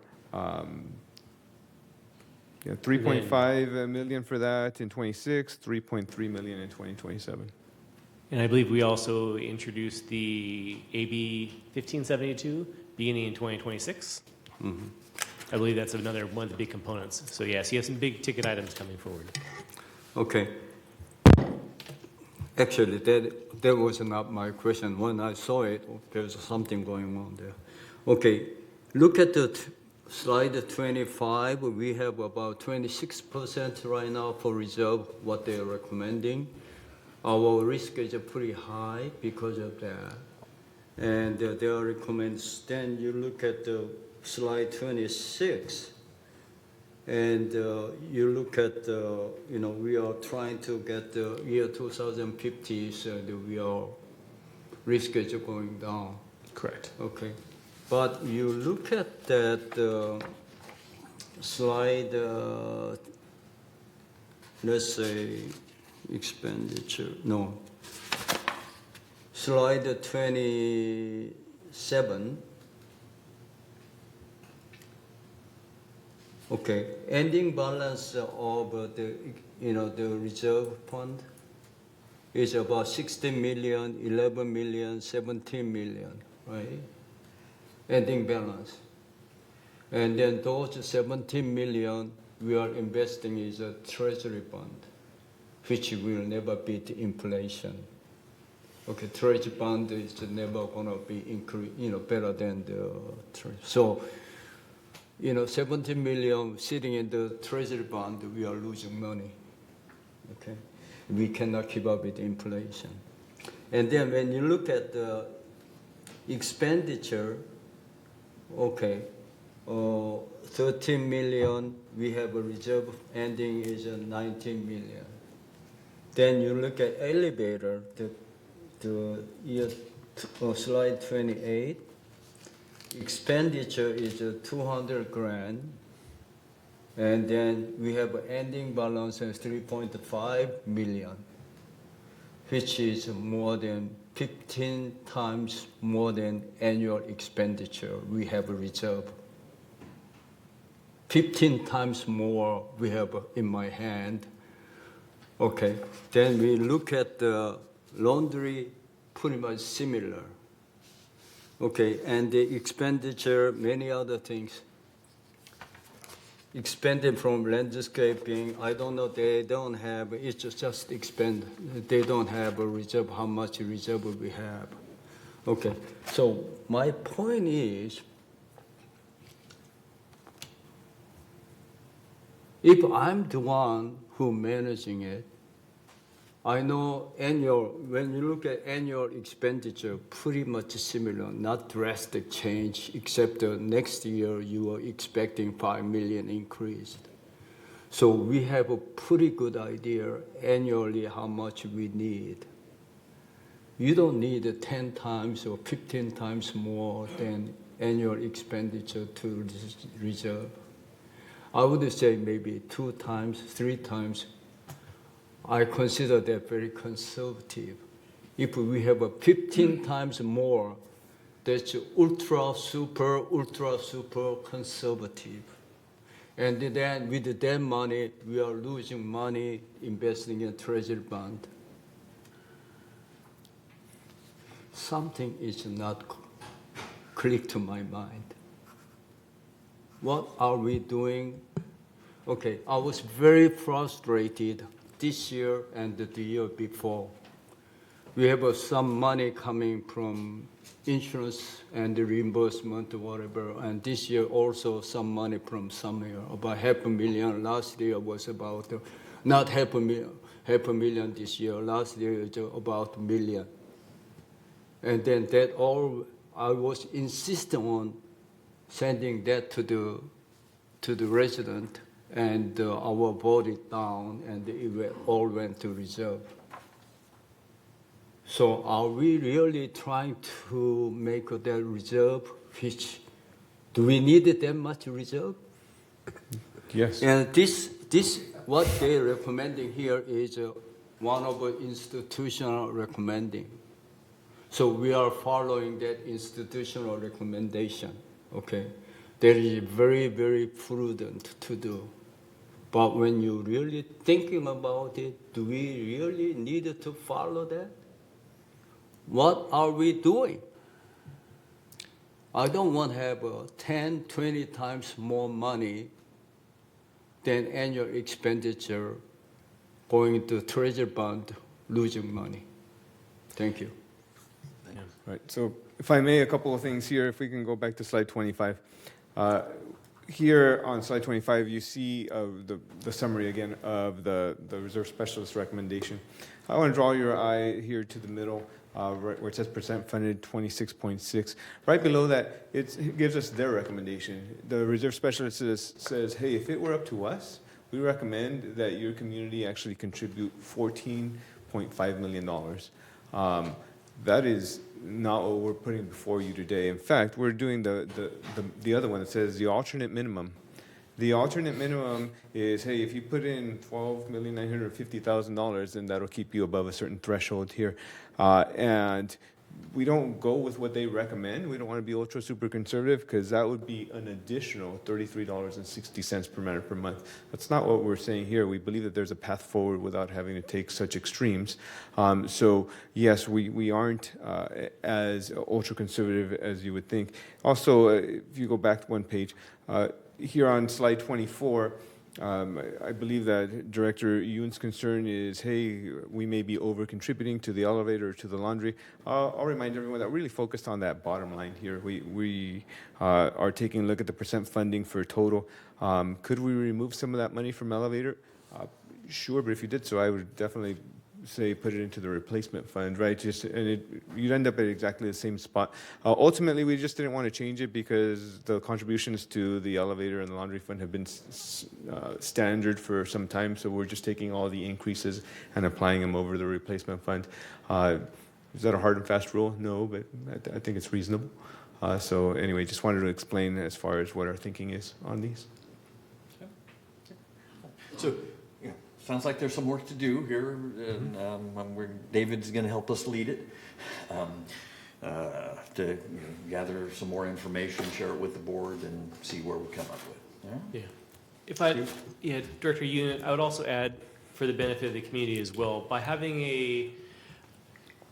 your current reserve at 26% allows you to weather fluctuations in expenses in the upcoming years. Do you have to contribute as much as you do? No. But if you don't, then potentially in 2 years from now, your assessments can rise dramatically to offset any incoming legislation that comes through. Given the fact that you guys are at 26%, it gives you a strong base to continue going forward with year over year 5% increases, right? Absent the reserve, your contributions could vary wildly from year to year, which probably wouldn't be in the best interest of the community, but it's up to the board to decide. I have a question. Yes. Is this mandatory maintenance for the reserve fund? Has to be mandatory? Yes. Under the what? Under the Wait. state law? So can you go to slide 25? Maybe that's what he's talking about. Are you Yeah. talking about? Is this, I mean, do we have to have 46 30%, 26%? I right, think is kind of what he's Is it asking. mandatory? It's mandatory that you provide and disclose what percent funding you are. It's mandatory. Based on what legislation? Is it state law, federal Yes. law? What? Yeah, state law requires us to disclose your percentage. Are you required to be the 26? By no means. Okay. So, but disclosure is important. So, If- some kind of fund available that satisfy the state law then? Am I correct? So you're required to disclose from a 30-year plan perspective what you anticipate. Every year, this is not our plan, not our recommendation, but you could do a special assessment every year, not a recommendation, right? So, but by providing a certain baseline funding, this achieves the keeping your assessments stable or slow increase. Okay. Okay. David, you have Yeah. something? And the other aspect of it that comes in, we're all fiduciaries. Now, California fiduciary law gives us a fair amount of protection under what's called the business judgment rule. We're granted leeway to use our business judgment in determining what level we want to keep our reserves at. But if something were to go wrong, we could find ourselves in court facing liability for breach of fiduciary duty because someone has a credible claim that we went beyond the business judgment rule and we did something that a reasonable, prudent person wouldn't do. Now, if it ever came to that, if something went wrong and we're in the yellow, then we've got a pretty good position. But if we're going to go into the red and knowingly go into the red, we need to have a good foundation where we can say later, if necessary, that yes, this wasn't done lightly. We considered it. We had a financial analysis done. We did realize that it was going to take us into the red, but we're going to make enough money off this program to justify it. That puts us back within the business judgment rule. Okay?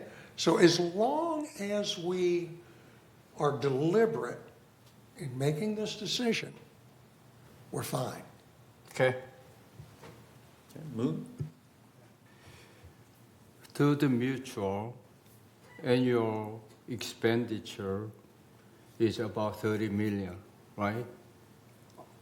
Plus the GRF contribution, so we are spending about 30 million annually only for the mutual. So if we have reserve and disaster fund included, more than 30 million is already 100% covered. But if we really want to have a deep pocket, okay, billionaire, we can have 100 million in our pocket. But to me, if you run any business, your annual expenditure is about 100. Then if you have $100 in your pocket, that's a very, very fat position. Not many business does that. But we are looking for like 3-4 times over that $100. So we are super, super, super conservative. So again, I believe you're speaking specifically to the elevator fund, which is a small component of the total pie, right? So in 2025, all in, not including the offsetting revenues, your budgeted total expense is about $50 million, including operating. So with regards to just your budgeted reserves, you're planning on spending about $15.1 million. Your reserve is sitting somewhere in the neighborhood of 30, so you're not talking about multiple iterations of having money in the bank. But again, as I mentioned before, having that money in the bank avoids having huge fluctuations in the future.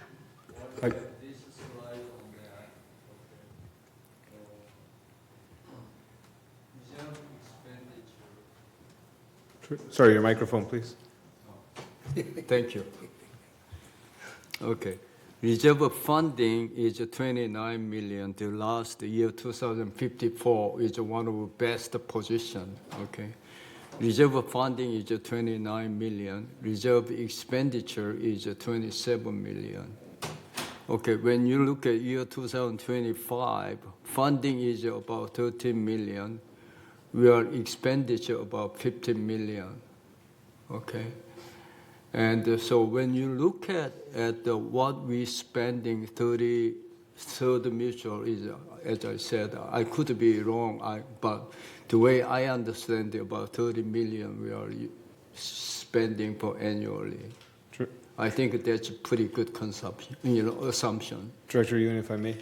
I just want to show you here on your screen. We talked about what's required by law. What's required by law is that we present this percent funding.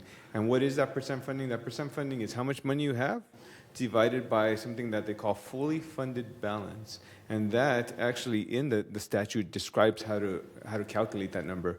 And that basically says if you have a roof that costs $100, it's supposed to last 10 years. By the end of year 3, you're supposed to have $30 in the bank. That's basically how you calculate that. The reserve specialist has calculated that number and said that we should have in the bank $86 million. So getting back to, are we overfunded? In theory, we're supposed to have $86 million.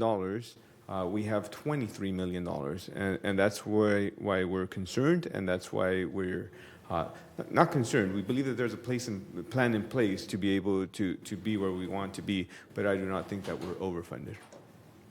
Yeah. My assumption of 30 million annual is not just the expenditure from reserve. It includes all expenditure for the mutual. That includes reserve, what we're spending from reserve as well. I think what we spend in reserve is less than 50%, or should be. If we budget properly, we should not spend any money from reserve at all if we do really good job. But sometimes, unexpected this or that. I was very surprised when I was sitting on this committee at first. Annually, they were using reserve fund, they were using disaster fund. Reserve fund and the disaster fund is when we really tight, you have to use that. But annually, we are using reserve fund, we are using disaster fund. I couldn't understand, but now I've been sitting a little bit here, and maybe this is the norm of this the mutual budget. Okay, so I want to think, not just the staff, but all of our board members, all of the people or even residents, What is reserve fund? What is disaster fund? Why we make that? Why we, as David said, we don't want to have a special assessment and somebody gonna take us to court. Okay. That is a very good idea. We don't want to be harassed by the resident. We did a pretty poor job. But we really look at what the reserve, let me repeat again, reserve fund and the disaster fund for. We have to use those, not the regular operational annually. But we are using it. So we are doing poor job, to me. Not very good job. Thank you. Thanks. Any other comments, questions? All right. I don't see any hands raised on Zoom. Go ahead, Jose. What slide are we on now? We are on slide 32. We're going to start talking a little bit about restricted contributions. So unlike reserve contributions, which are required by Davis Sterling, restricted contributions are not required. These are your savings accounts, for lack of a better word. You do have two of them. So you do have the disaster fund and the unappropriated expenditures fund. You see that both of the contributions to each of these is actually projected to go down. So we'll take them one at a time. Here on your screen, you'll see the disaster fund. Historically, this fund has been in the neighborhood of $9 million and 6 and 5, what you've been seeing over the past little bit. Last year, we asked for a $25 per man per month contribution. This year, we have decreased that to $13.69, the exact amount that was needed to get you to an exact 5% increase. So we believe that this is important for us to be able to have money in this fund just in case there's any issues. Again, the purpose of the disaster fund is to be used for the repair or replacement of mutual assets damaged by uninsured or unexpected disasters. So we also provide for certain insurance premiums. We've done that in the past. As I'm taking a look at some of what you have used it for, you've used it for insurance and for moisture intrusion and damage restoration. You've used it for landscape risk management, really some of the other items that weren't previously in your plan. Again, not required by Davis Sterling, but certainly good to have. If we contribute $13.69 per man per month, we project that this fund will end 2025 in the $5.5 million range, which is where it has been. So that is our projection for this. And in the same breath here, I'll talk a little bit about the unappropriated expenditures fund. Historically, we've been contributing about $8 or $585,000 per man, or sorry, $585,000 per year. I will say that for 2024, at your most recent finance meeting, we talked about an operating surplus. In 2023, you ran an operating surplus of $531,000. We took a vote, and the committee voted to return this money to the unappropriated expenditures fund. With that contribution of $531,000, we feel it prudent that has taken care of the contribution for 2025. So we do anticipate and recommend no contribution for unappropriated expenditures fund. Again, this is an example. I know some of you were asking, hey, what's going to go on with that money?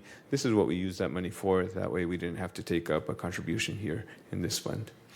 So happy to take any questions on those two slides. Yes, Ken? Yes, 531 to 82. I thought that was you request to reserve, to transfer to reserve fund. We request for transfer of the unappropriated expenditures fund. I misunderstood that. Why don't we transfer that to reserve fund to increase the fund level? This one already has $5-6 million over. So it's always an option. So you can, there's no rule that says you need to take surplus or deficit and place it in a certain account.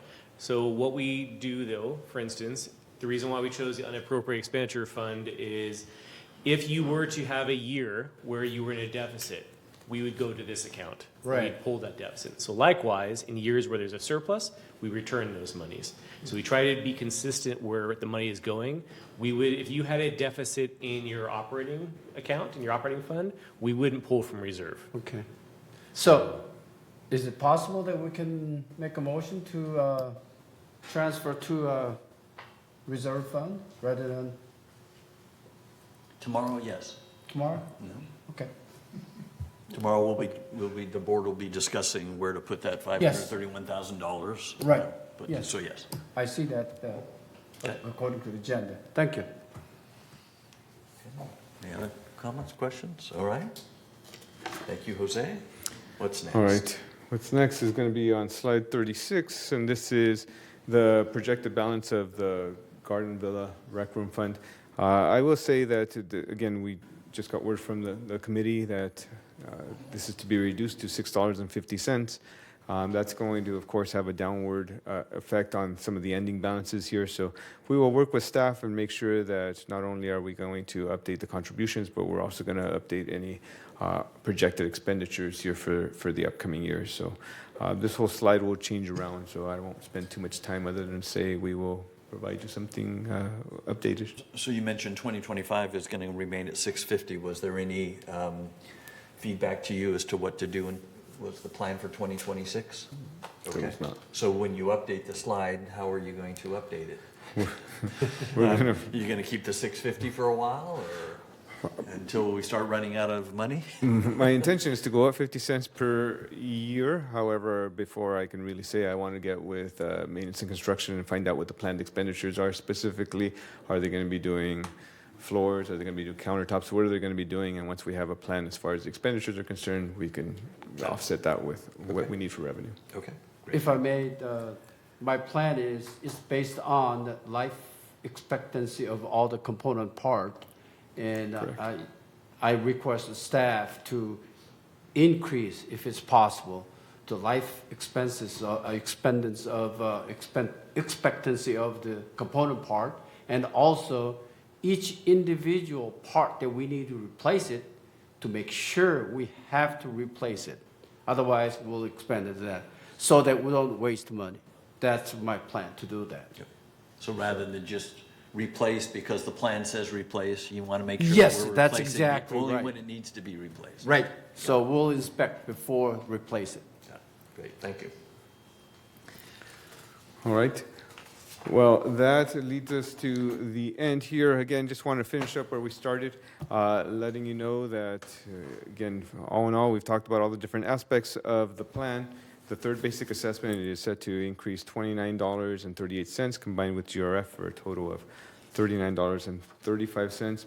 And again, I want to begin where we ended and where we began, and remind you that we've talked about a lot of things today, but at the end of the day, the 6 items on your screen account for 87% of your total increase. And again, that was the removal of the damage restoration backlog. That was one-time revenue that we only had in 24, or sorry, not revenue, but reimbursement. Reserve fund contributions increased $13.86. We also added 2 cycles of shrub bed for a cost of $700,000. Utilities are something we wish we could control but can't. Water and trash primarily there at $8.24. And then we reduced the contributions to those disaster and unappropriated expenditures fund to match the 5% total increase. Again, that's 87% of your total expenses are explained by that. And I keep saying, and lastly, but this is really my last slide here, letting you know that there was also some talk that we had been hearing as far as increasing funding to the operating budget to fund licensed quality control inspectors with expertise in plumbing and electrical and roofing. We anticipate that would cost about $158,000, $2.16 per man per month. If you were to do this, our recommendation would be to decrease your contribution to the disaster fund by the same amount. No total change to your budget, but it's going to be a question of if you do this, we would recommend a smaller increase to the disaster fund or bigger decrease, I think it is. So let you guys decide that and then give us some direction there. Okay. And We can do that. All right. And you're now, any final questions? I think we have a presentation coming up. We'd asked Manuel and his team to give us a presentation on kind of how we got where we are with waistline relining and versus cleaning and that kind of thing. Any questions of finance staff before we have? Yes, I do have a question regarding the increased funding to the operating budget by $158,000 solely for inspectors. Am I correct? Yes. Is it already figured into our budget? That is not. No, okay, so we still have a time to discuss, or yet, you Yes. say yay or nay, right? Correct. Am I correct? Okay, thank you. Yeah, so we have a few outstanding items. This will be one of them. The prior to paint will be one of them. And that prior to paint being the size that it is may cause other discussions of other reserve spending that we may or may not want to do. Okay, all right. Excellent. David? I'd like to thank the financial staff for all the work you guys have put into this. I think we're in pretty good shape. Thank you. Thank you. Agreed. All right, and with that, you can move on to the next slide, I guess.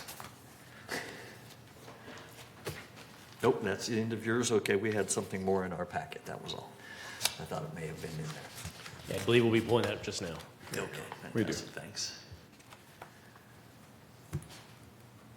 Thanks, staff, for hanging with us, being ready to answer questions. Good afternoon, members of the board.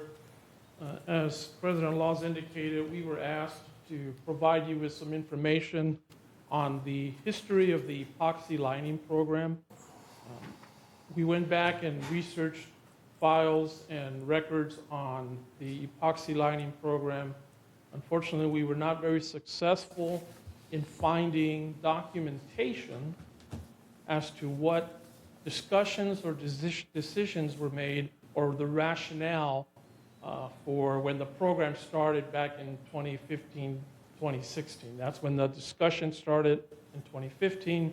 In 2016, the decisions were made to start the epoxy lining program. I would venture to guess that discussions probably started even before that, 2013, 2014. But what we did do and are able to do is provide you today with a presentation on what we're doing today. And we think we have enough information here that the board can then determine how you want to continue or discontinue with the epoxy lining program. Again, because we don't have documentation from years back, I would imagine that the information the board at that time received was something similar to what we're going to share with you today. So I know I'm preaching to the choir on the history of this, but for those residents that might be listening at home, epoxy lining is a preventive maintenance program. It's intended to prevent potential plumbing stoppages and water leaks. So when the board was discussing earlier in your discussions about what are we doing preventively, this is an excellent example of something that the board has traditionally, over the last few years, invested in a preventive maintenance program with the intent of minimizing the chances of plumbing stoppages and water pipe leaks that potentially then could result in expensive repairs to mutual properties. But just the lining on itself is not sufficient to get us to where we want to be. We combine that with an educational program where we periodically remind members through newsletters, through letters, through announcements that epoxy lining on its own doesn't solve the problem. Residents need to be vigilant and reduce the amount of Inappropriate? food grease in kitchen sinks, down to garbage disposal. Although it's a very convenient way of disposing of your food grease, it does nothing to help keep the pipes clean and clog-free. And then these disposable wipes that are advertised are also not as decomposable as they claim to be. And a lot of times when our plumbing crews go out to unclog a waistline, it very frequently results as a result of a big accumulation of these disposable wipes. So education combined with the preventive maintenance program is probably the best way to try to ensure that you have a clog-free waistline program in your manners.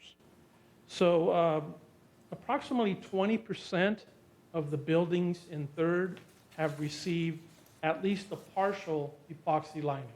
And I say partial, and Mr. Barnett, when he does his presentation, will share with you why not all buildings have been fully lined, but 20% of the buildings have now received at least a partial epoxy lining.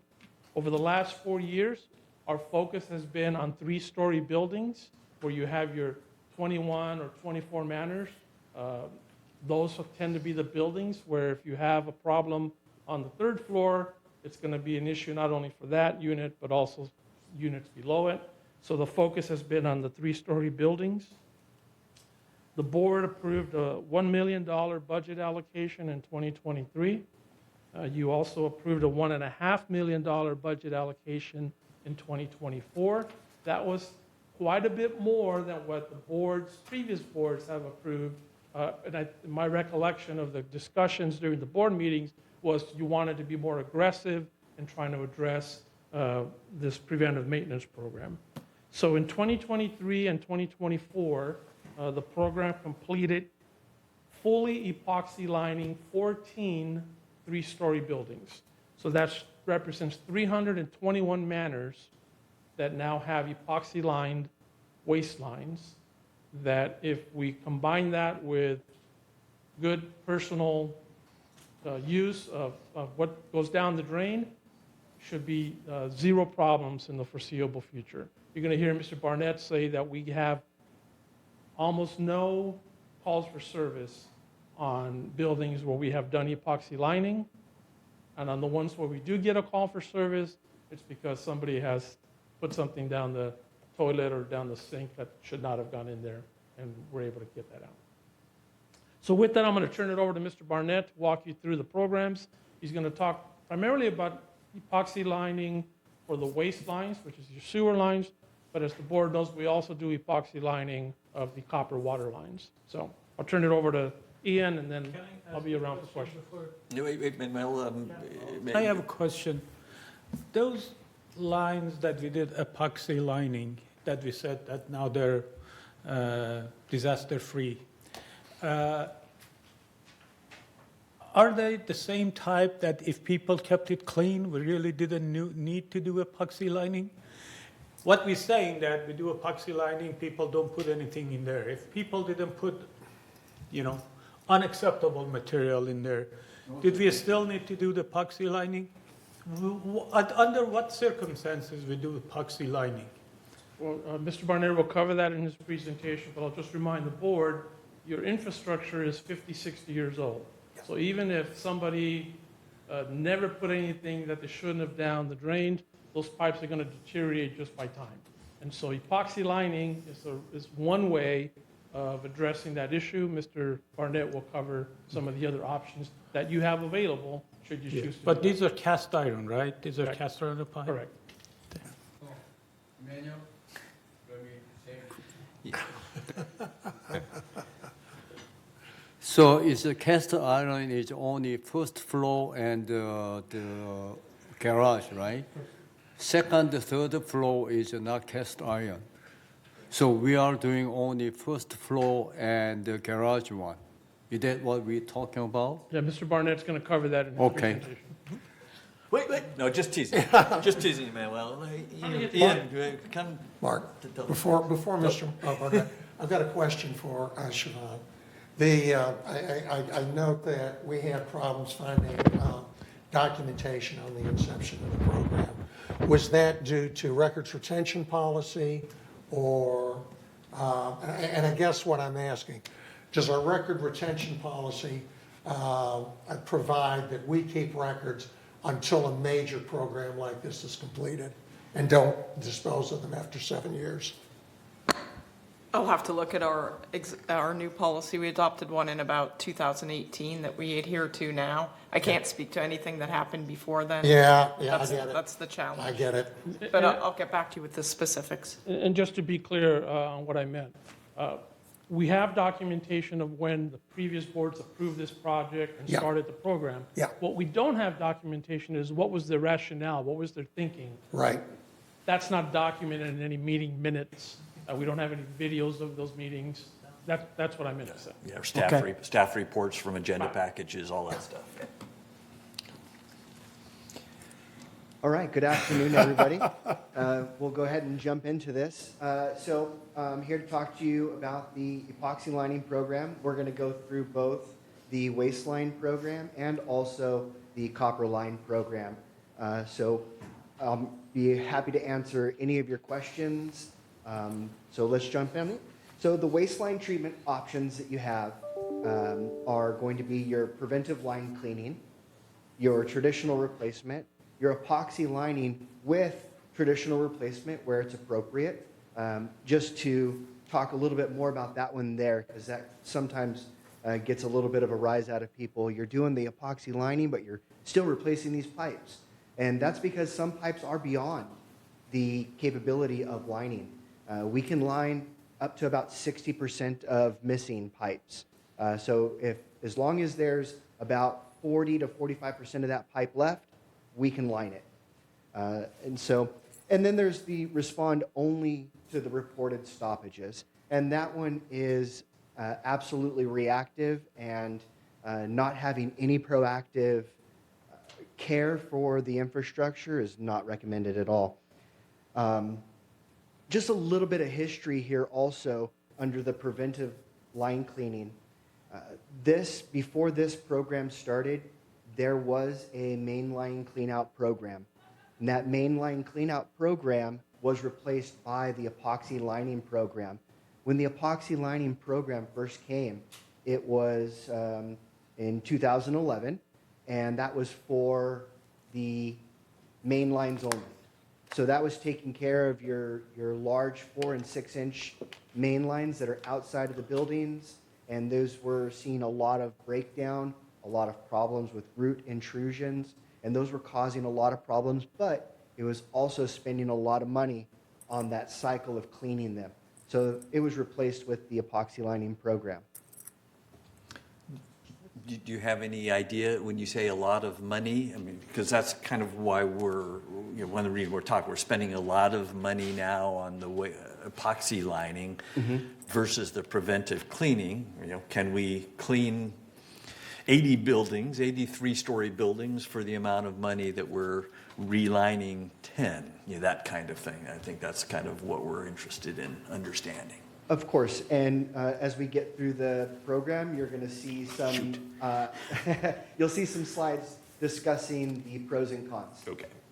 So here we have on the next slide the preventive cleaning, and you can see that basic cleaning will remove debris only. And when I talk about basic cleaning, I'm talking about the average plumber coming in with just their regular auger that will open up the pipe a little bit, but those don't open up the pipes all the way.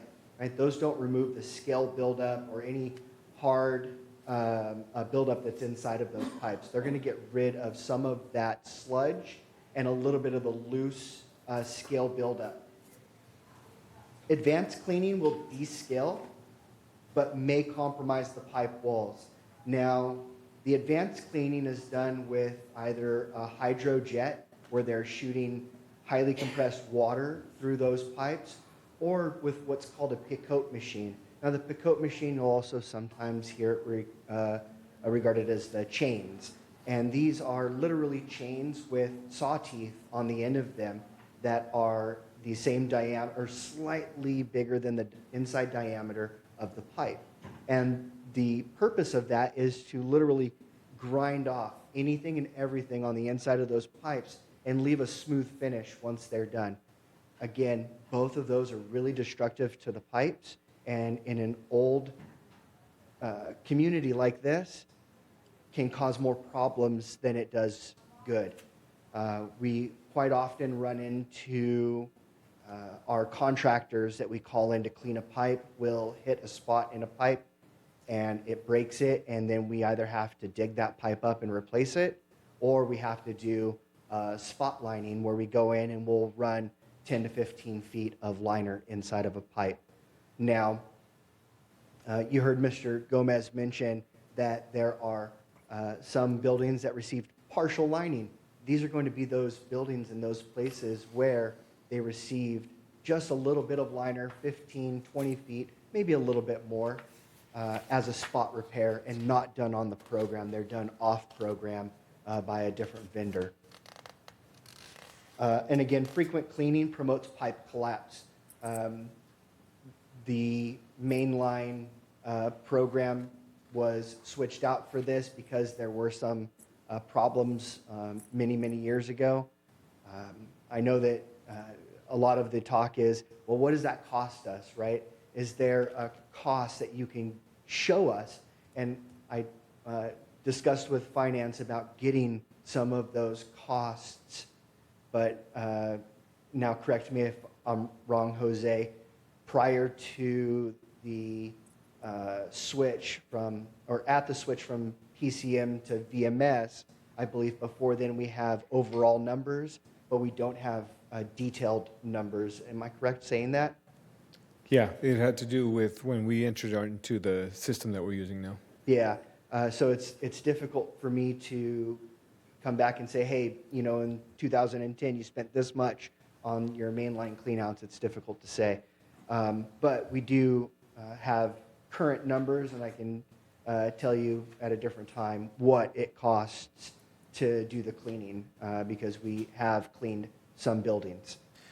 Are we talking even the basic cleaning we don't have a cost for? The Like this basic cleaning, just remove- to remove those Yeah. debris, that's going to be just our normal plumbers coming out. So we have the numbers for all of this stuff here. I can provide those to you. Not today, but I have them. Understand. I can pull those. Yeah, so I mean, I think that's why I asked the question. I saw on the other slides you have some prices, but on this, this preventive cleaning slide, you didn't. So, Right. You know, again, a question I think we've kind of asked. If you do a basic cleaning, to 100 buildings twice a year, how much would that cost? And what would it do? You know, if you Sure. did a basic cleaning that often, would it work for and education? And well, would it solve many of the problems? That's we're trying to solve the problems for our members somehow, and doing 4 buildings, 6 buildings a year isn't quite cutting it. Yeah, so the basic cleaning's not going to do that. Okay. And that's why you have a lot of calls back to buildings while we're waiting for the programs to come around, because those basic cleanings only clear up a little bit of that pipe. It only opens it up. So a pipe that's 10% open now becomes 20% open and closes back up within a few months. Okay. And so that's the problem there. It's the repeat. So you need to do the advanced cleaning. Okay. But again, doing the advanced cleaning, you're sure you're going to, Deteriorate the pipes is what exactly, we're hearing. and runs the risk of breaking the pipe in that moment and not having the having to get a contractor to come in and now rebuild what's been broken. Slide. Okay. Again, we're hearing that it might, probably, so, again, I'll leave this for the board to talk about. Is there, maybe we'll want to do a pilot program where we take some set of buildings and do some cleaning, more advanced cleaning, or, just to get a feel for what's going on. While we're spending money on the epoxy lining, maybe we can do some cleaning for the other ones, that type of thing. So we'll have to, Sure. Do you guys have any recommendations, or is it just, epoxy lining is, your best cost? And we'll talk a little bit more about that here as well. Thanks. So under the waistline replacements, the replacement costs are generally 65% greater than epoxy lining. So the cost to replace the underground pipes in a 4-unit building is about $90,000, and the cost to epoxy line the same building is $31,000. Now, that $90,000 to replace the pipes gives you brand new pipes, and you're good for another 50, 60 years. And the cost To do the lining is $31,000, and you're good for 60 to 75 years is what is stated for the lifespan of epoxy pipes. Now, Sam, thank you. Just a second, let me finish the slide and then you can jump in before he goes to the next slide. And so doing this, it also presents an inconvenience to the people in the building when we do traditional replacements. We have to pull flooring, we have to get air clearances. For a major repipe, it's going to displace the residents during that time. So there's a lot of considerations when looking at doing traditional replacements. And when you get into those advanced cleanings, you're going to see more and more of these replacements needing to happen because more and more of those pipes are going to break. Moon, you had some? I have 3 questions. One is,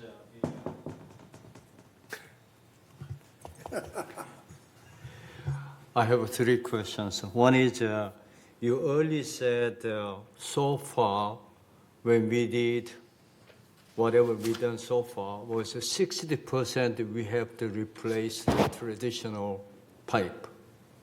Is that 60%, correct? We do epoxy and yes. cleaning.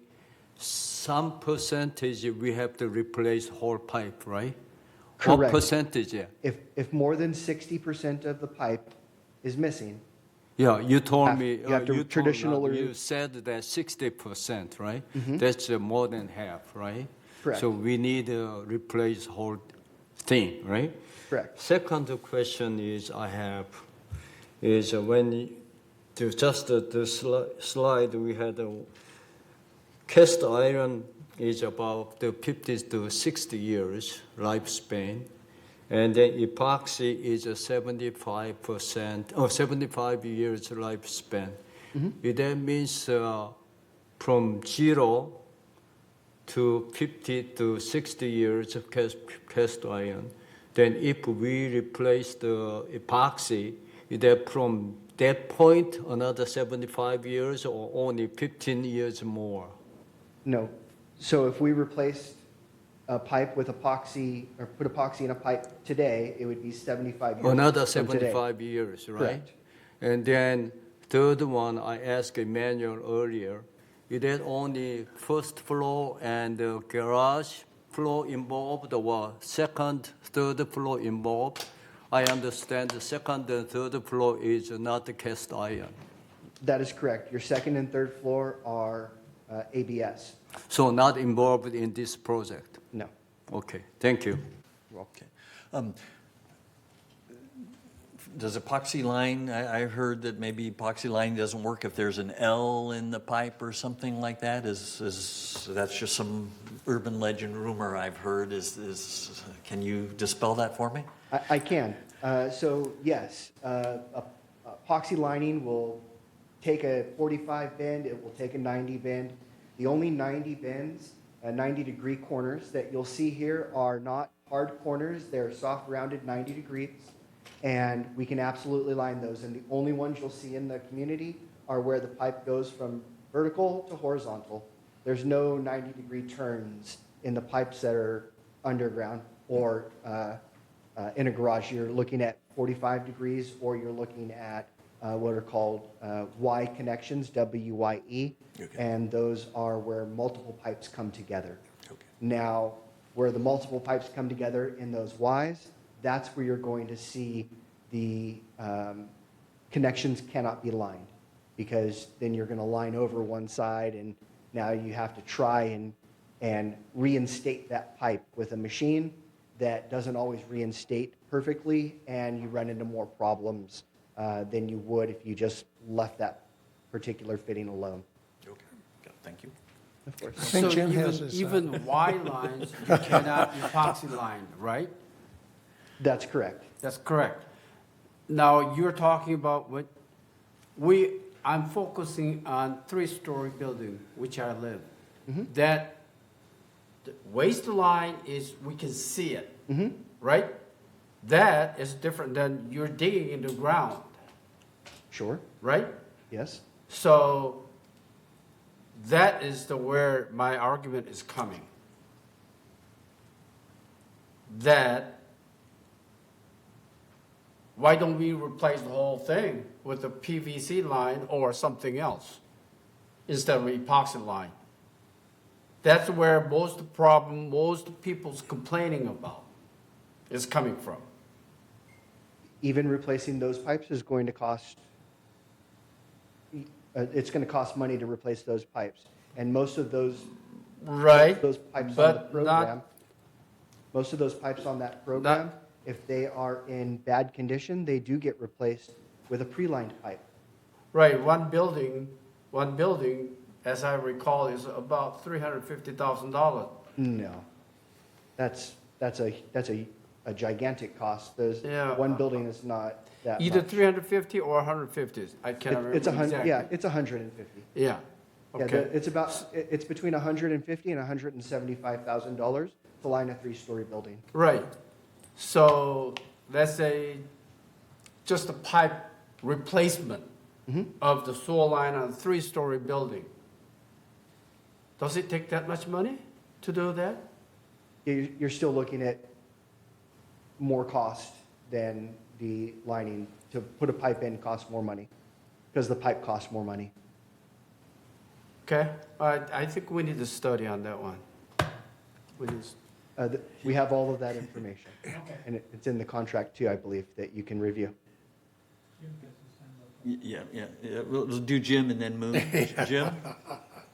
Yeah, on the $90,000 cost to replace underground pipes, does that include replacing all the concrete, wrapping the pipes and everything? Or is that just to the point we're looking at in this photo? That is the project from start to finish. That's the excavations, the replacement of the pipes, the replacement of the excavations, the putback, all of the stuff that the mutual would be responsible for. Okay, under that same line, along with SK's comments about the underground and the 3-story buildings, the one in the garage, if we have to replace pipes in there, we don't have to go through all the digging, everything else. And you say we replace those pipes with line pipes. Are those line cast iron pipes? And is there any way we could change that out and use the PVC pipes in place of the cast iron pipes in the garages? And would that be cheaper? That's a great question, and I'll have to look into that to see if you could put ABS in that area. But I believe any replacements for pipes like that have to go back in as the cast iron. But I will verify that for you. And again, I'm saying PVC, not ABS, because in a lot of other states, they use PVC, which is a stronger pipe than the ABS is. Right. Okay, good, thanks. So we got some information coming. Moon? Yes, so the first floor and the garage is above ground, right? So you don't, if there's any problem, you don't have to dig into ground. But anything from that and the main line, going into main line, is under the ground. So we are in the program checking from the main line all the way to first floor. That is correct. The lining goes all the way out to the community main. To the first floor. Second question is, whatever we have done so far, what percentage we have a problem underground main line? Where you've put in epoxy, you don't have any problems. No, before, so there must be some problem in main line or that. We have to put the epoxy in, or as you digging it right now, cut the cement and all that, you have to replace it, right?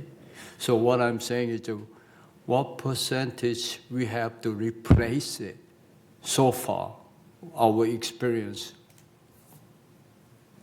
So if I'm understanding your question, you're asking how many problems we had before putting the epoxy in? No, Or after putting the epoxy? before. Before So putting the far, epoxy. so, Seeing a building, typically, how much of that building has to be replaced anyway because the pipes are too deteriorated? every building is different on how much we have to traditionally replace.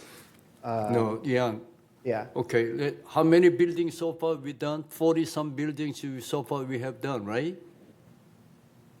Correct?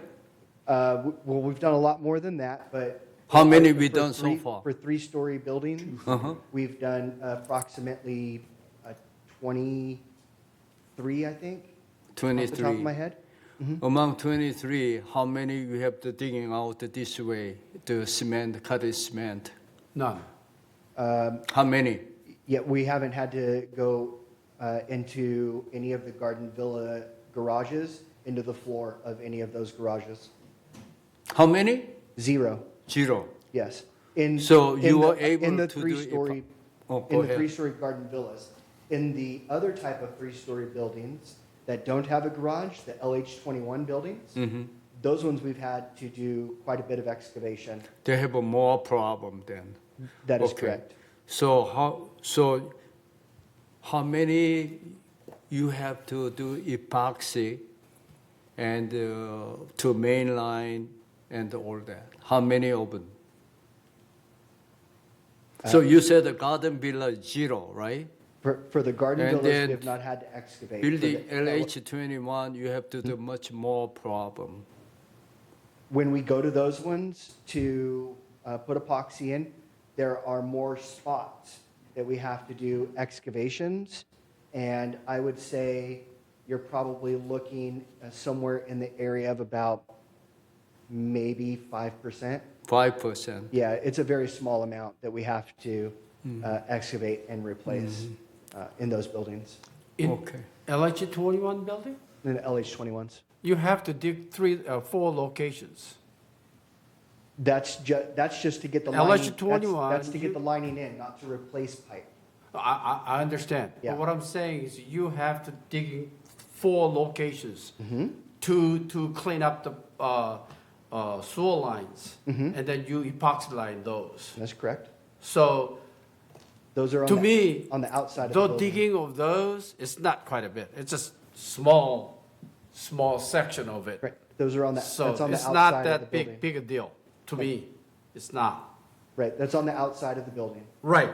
I understand that. Yeah. So traditional replacements in those buildings are very, very small. Right. Number of traditional. So whether replacements. it's a LH21 or a garden villa building, Mm-hmm.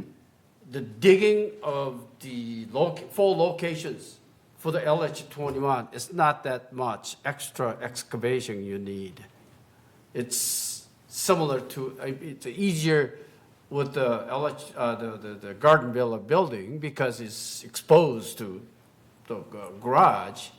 And also, garden villa, you have openings on many areas. So all you need is to open up the valve and then you can clean up the whole sewer lines. So what I'm saying is, the LH21, you need to dig in 4 locations, but it's not that much. That's what I'm saying. Okay, I think you and Moon are talking different things, but that's fine. Okay, Reza. You said something I'm interested in. What technology you use to see if 40% or less of the pipe is remaining? What technology you use? We camera every line. With the camera, you can say the thickness of you measure the thickness? No. When I say the pipe is missing, I mean it's. No, completely I'm gone talking and- about, you and there's said dirt. about if the pipe have 40% or less left, you suggest that we do something with it. I'm wondering how you measure the thickness of the pipe that's left in the ground. Let me clarify. When I say 40%, I'm talking about completely missing pipe. Oh, not the I thought you were thickness. talking about thickness. No. So we don't know the thickness of the pipe, if the pipe is intact or not. It's- Because that's the key to the whole thing. Correct. If there's a pipe there, it doesn't matter what the thickness is when we put the lining in. I know. Yeah. Then, that's waste of lining. Because if the 100% thickness is there, why are we putting the lining in there? That's my concern, because I saw that you guys sent some, camera down the, piping, and you look at the pipe and all of that, if there is a crack.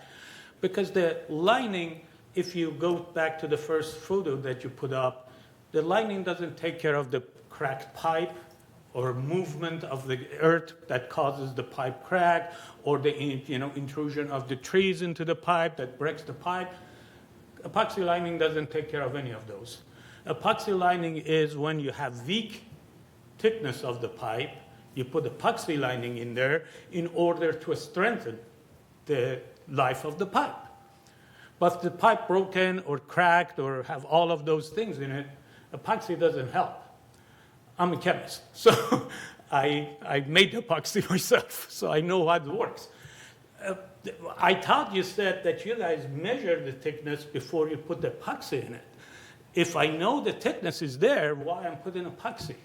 Why the pipe that is good? Why I'm putting epoxy line in there? There's no way to measure the thickness of an I underground know, that's pipe. exactly what I'm asking the question. And just to also clarify, the epoxy lining does keep the roots from coming in. It absolutely stops all of that. It's from happening. collapse. If it collapses the pipe, it collapses the lining too. It doesn't matter, because if the root goes into the pipe, it collapses the lining too. So the pressure going to collapse everything, because the epoxy lining is actually softer than the pipe itself, the cast iron. So if you go into the cast iron, you're going to collapse the. So my point is that we need to come up with a better way to approach this, because this is a lot of time and a lot of money. We just don't want to do it hastily and say, okay, we're going to do epoxy lining, all these building, all those building. I'd rather do epoxy lining when it's worth doing epoxy lining, rather than just doing it because it's good. And I don't agree that if you have a 60 years old pipe, you put another epoxy in there, which only 10% of the thickness is left, you have another 75 years of life of that pipe. That's no way it's going to happen, because that pipe's going to collapse, and be dead. The epoxy going to collapse. So we need a little bit better approach to this, rather than, we're going to do it because it's a good thing to do. Maybe just in some of the areas, a simple cleaning. These pipes, in my knowledge, the little knowledge that I have, I'm not expert, cast irons is made for the industrial use. We are not industrial. We don't have pH of 2 or pH of 10 in our line. I hope not, unless somebody is putting acid down there. So they last much longer than the industrial setting. And for that, the only time that we really need to look at these pipes is when they're broken, they're cracked, or there is earth movement, which happened in the 3-story building, the possibility of earth movement that breaks the pipe. At that time, I don't think lining's going to help with those. Lining only, you have to remove the pipe and put new pipes in there. Maybe at that time you put lining in there in order to make it, I don't know. I don't know what kind of help we get with that. Because, when you said the intrusion by the tree is going to be prevented by epoxy lining, I don't think that's going to happen. Because if the intrusion into the pipe, if cast iron is broken, epoxy is gone. So we need a little bit better approach to this before we spend tons of money on just epoxy lining everything for the sake of epoxy lining. That's my point. Thank you. So I'd also like to mention that the epoxy and the liner that are used have to meet strict ASTM standards. And I can send those over to you guys, because those take on the same standards that the pipes have to adhere to as well when going into for the sewer lines. And so the ASTM talks about the thickness, the strength, the compression strength. It has all of that stuff that it has to meet. Now, sure. That's epoxy lining friend of mine does all the time. Sure, absolutely. And again, all of this stuff has to meet specific ASTM standards before it is signed off for use. Okay. I still have a We've not question. seen any problems when it relates to the epoxy collapsing, where the pipes were collapsing. We're not having any of those problems. I'm going to hold you. I'm going to just let him finish his presentation. We're kind of interrupting it. He may be answering some of our questions, and then we can have this discussion. He doesn't have that many slides more to go. Sorry, I started some of that, so I apologize. No, that's perfectly fine. So a little bit of the history again. The original epoxy lining scope was for the exterior main lines from 2011 to 2016. And when we talk about the exterior main lines, those are your main lines that are running in your cul-de-sacs and in between your major buildings. Any interior pipe work needed for in-wall and below slab lines was done as a spot replacement. Replacements require excavation, remediation of drywall, flooring, and concrete. And excavations are a major disruption to the residents and costly to the mutual, which I hit on a little bit before this as well. In 2017, the epoxy lining scope was expanded to include the interior main lines along with the exterior main lines. And when we talk about interior main lines, those are the main lines that run under a building that take care of all of the manners in that building. And then later in 2019, it was, again, the scope was expanded to include the major lateral lines, which those major lateral lines are going to be all of the branch lines coming from the units into those main lines. Here's a little bit of the epoxy lining process. As you can see here, I kind of described about the chains that are a specific diameter to clean the inside of that pipe. That's what you're looking at here. Of course, this machine is slightly different to where it's not made of chains, but it's made of a solid medium.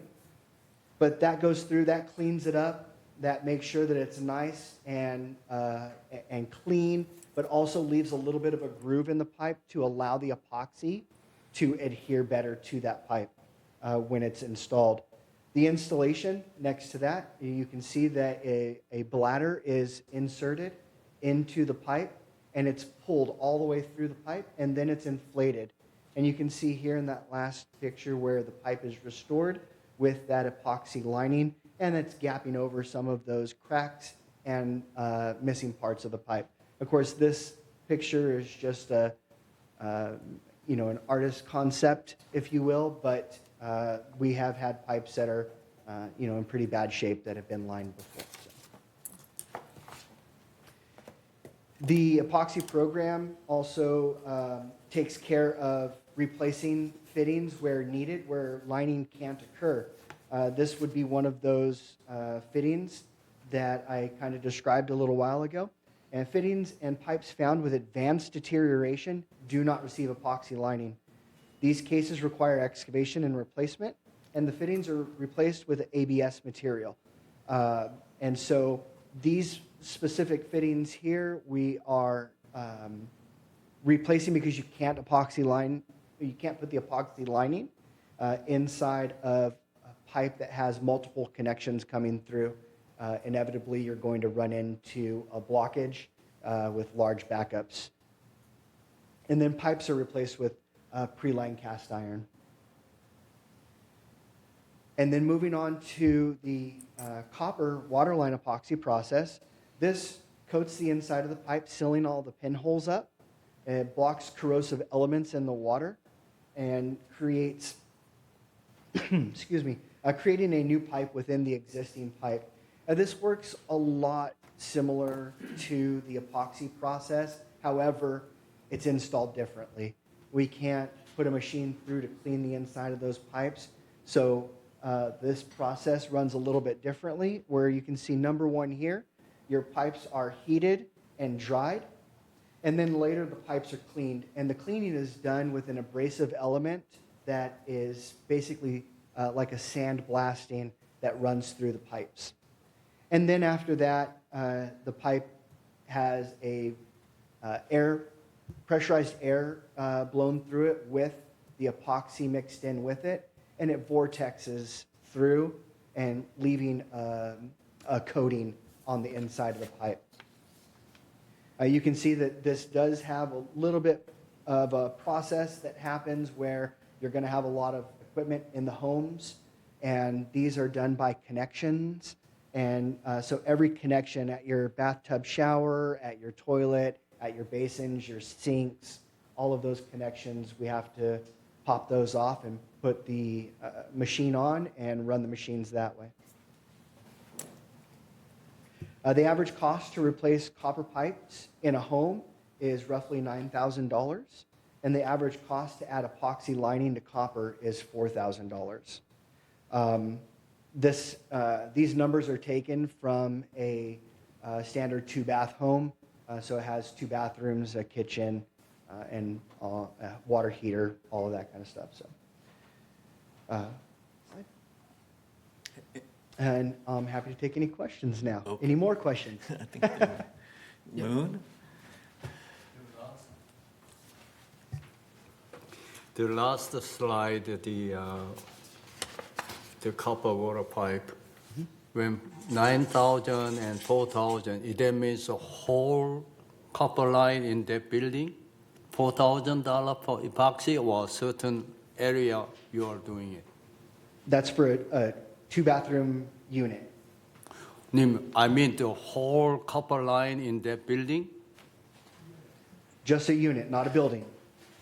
Just, No, I mean just that one manor. unit, that unit. Yeah, just that manor. That's all. That the manor, whole copper line, right? All the copper. Whole copper line. And that $9,000 includes the abatement of the drywall, Yeah.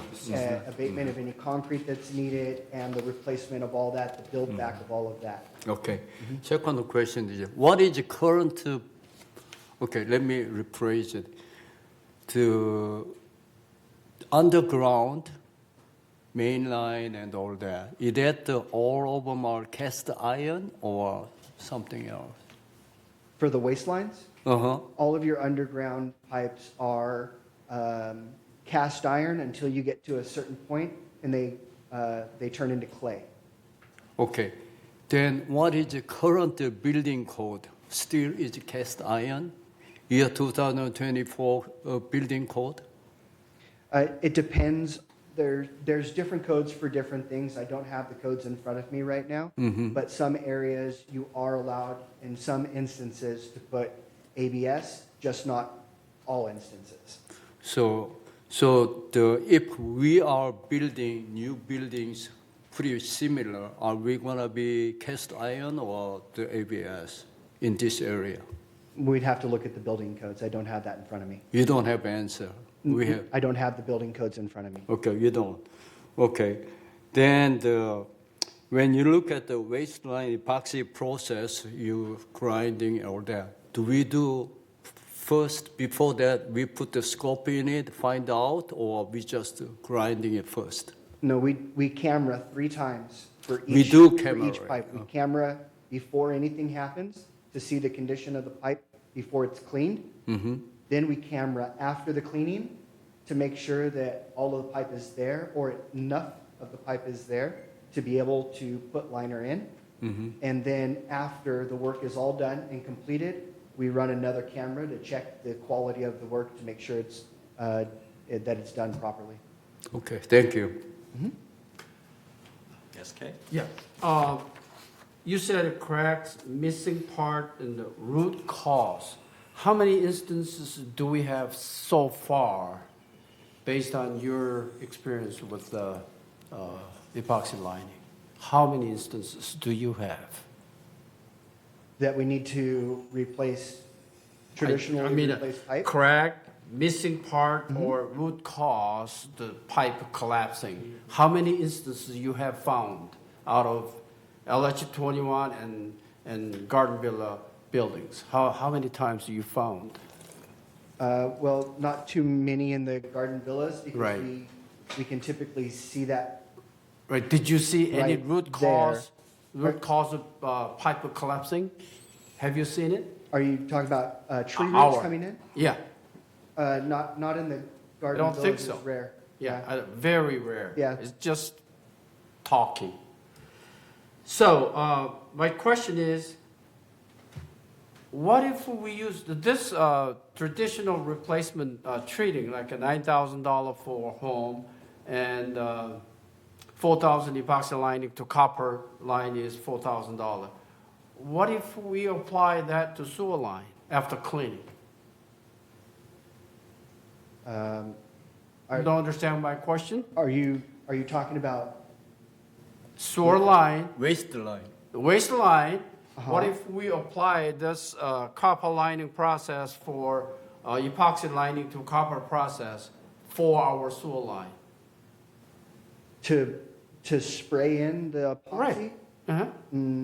I don't believe that's going to work well in those pipes.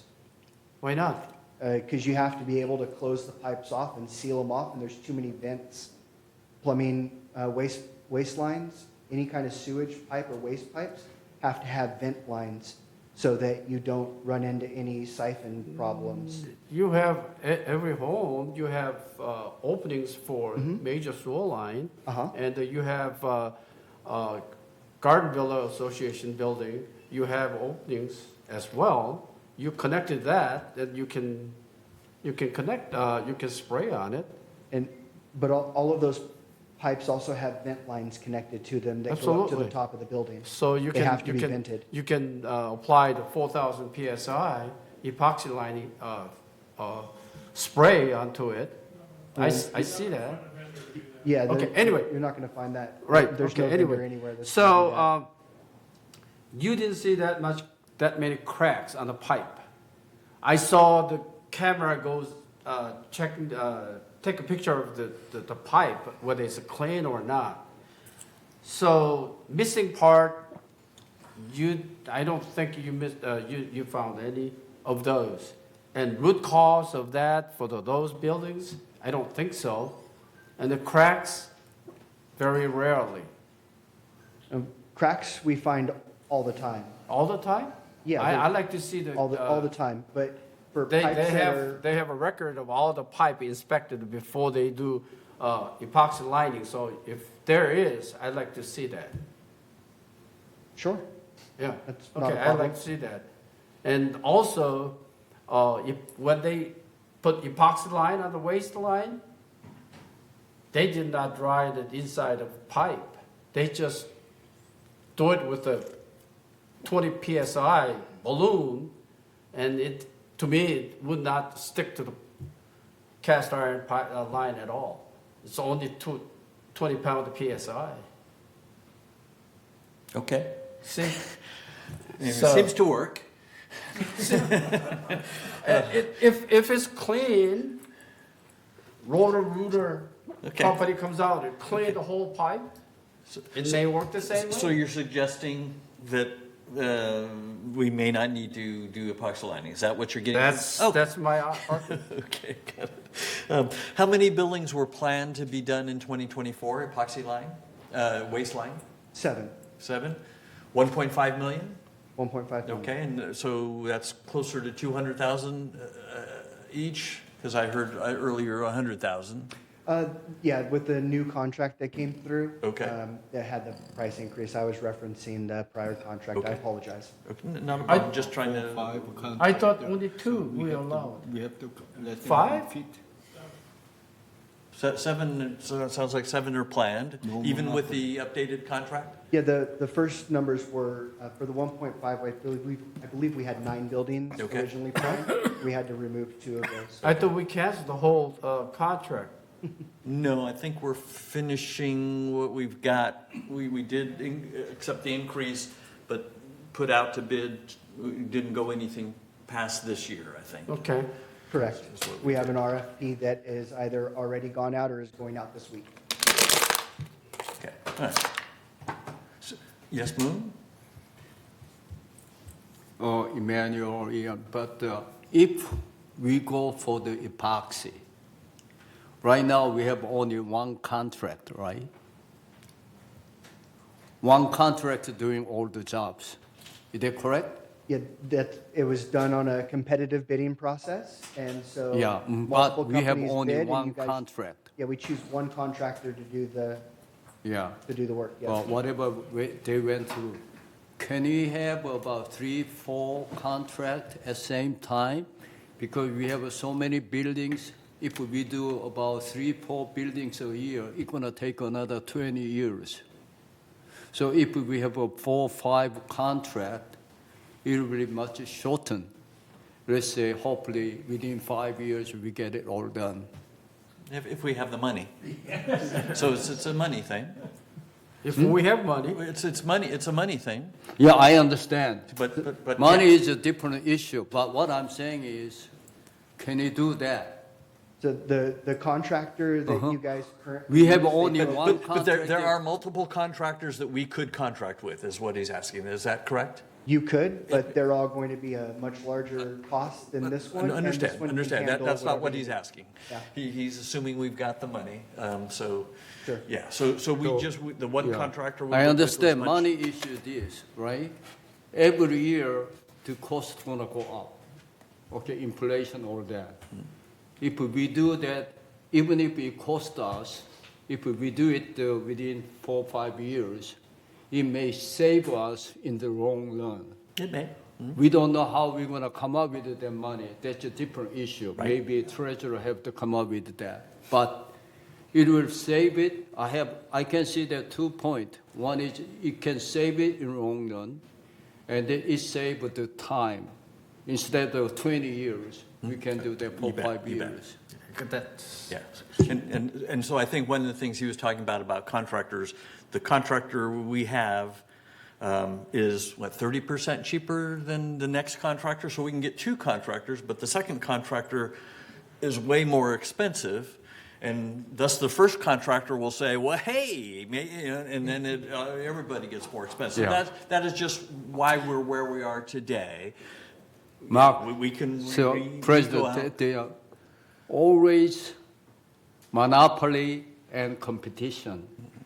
If we have anything possible, we have to make competitive, okay?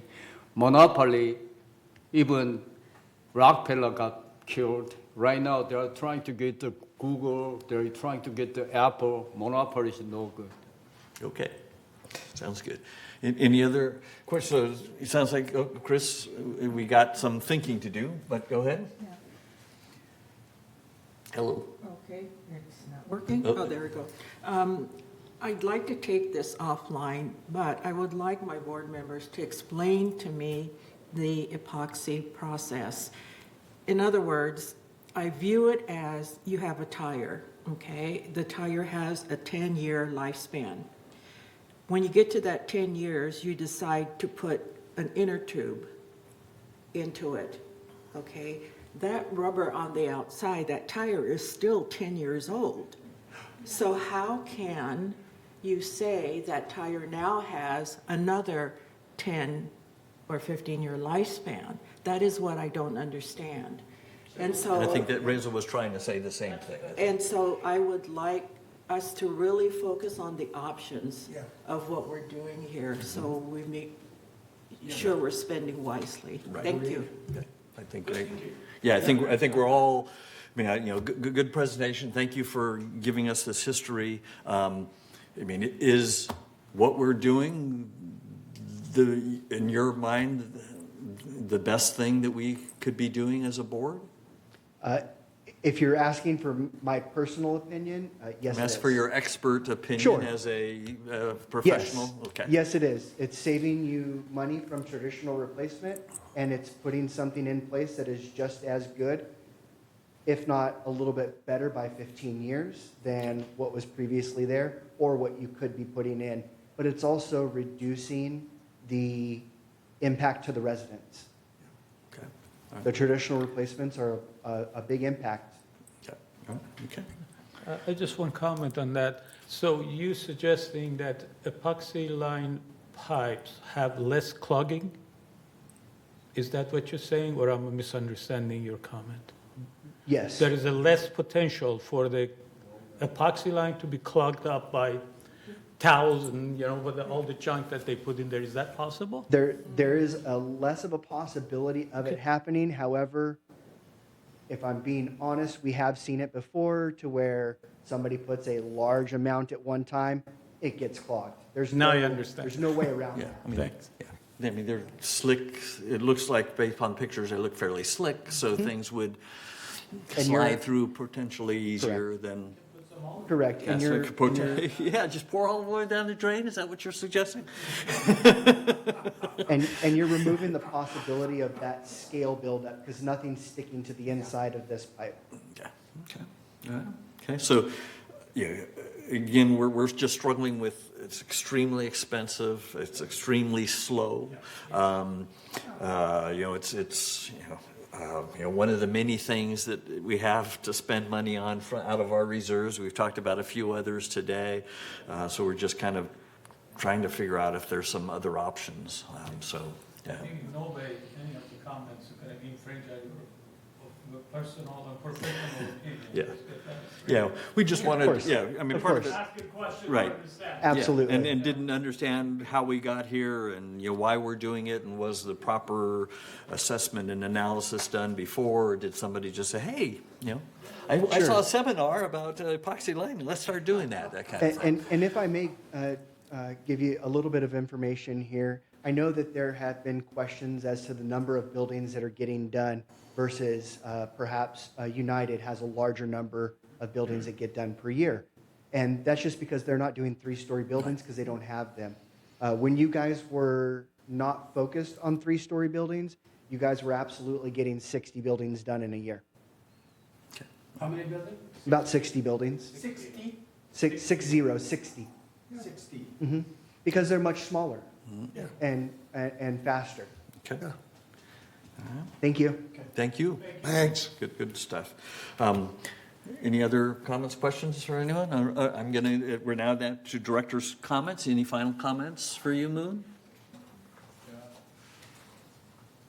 First of all, thank you for all the presentation and discussion, and we ask harder questions to the staff, and they answered very, diligently and sincere. Thank you. Second one is we have to make harder choices, and our residents are squeezed too pretty bad, and so we have to save some money somehow, but we cannot delay what we need to do. And so that's hard choice we have to make at some point. Thank you. Agree. Thanks. Reza? Yeah, I just want to thank Jose, Siobhan, Steve, and the staff. Really, thanks for putting us with us, asking questions.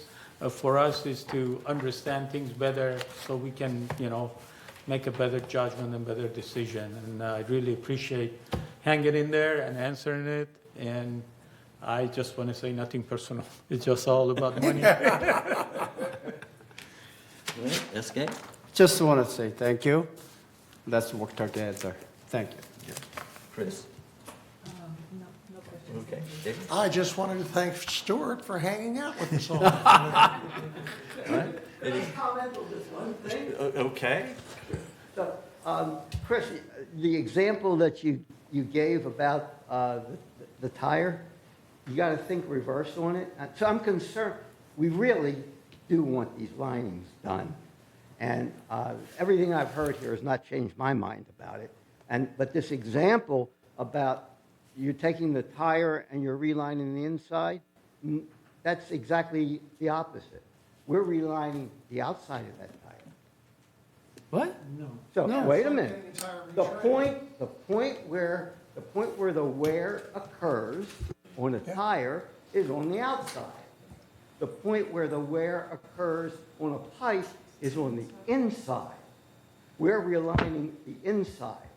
So to use your tire as an example, if we were trying to fix tires, we would be realigning the outside, which is what they do. Okay. I appreciate that, but I'm more confused now. As are we all. I can argue with that as well. Okay. I'll put on wrong pants for that argument. Okay, it's been a long day. Thanks for everybody for hanging out with us. And with that, we are going to adjourn this meeting at 4:46. Thanks, everyone.